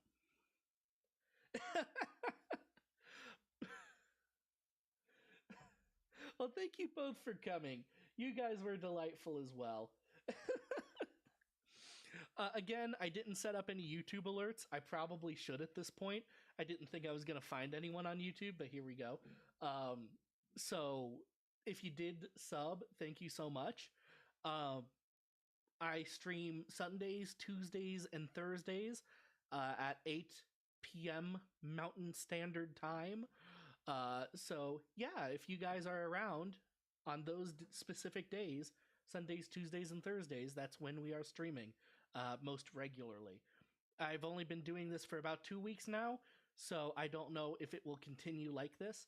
On Sunday, we will be back for more Dracula. We'll be doing some more Dracula. The fun fact of the day, Dracula had a giant white handlebar mustache.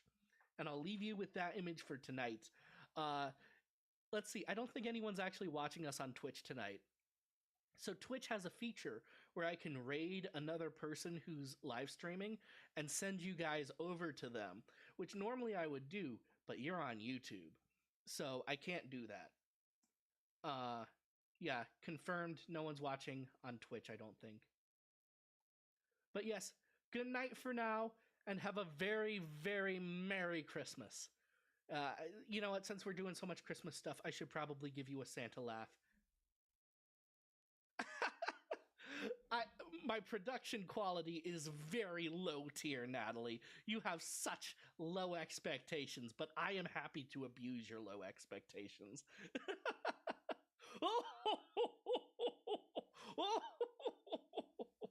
Oh, good night, everybody. Sweet dreams and Christmas cookies for all.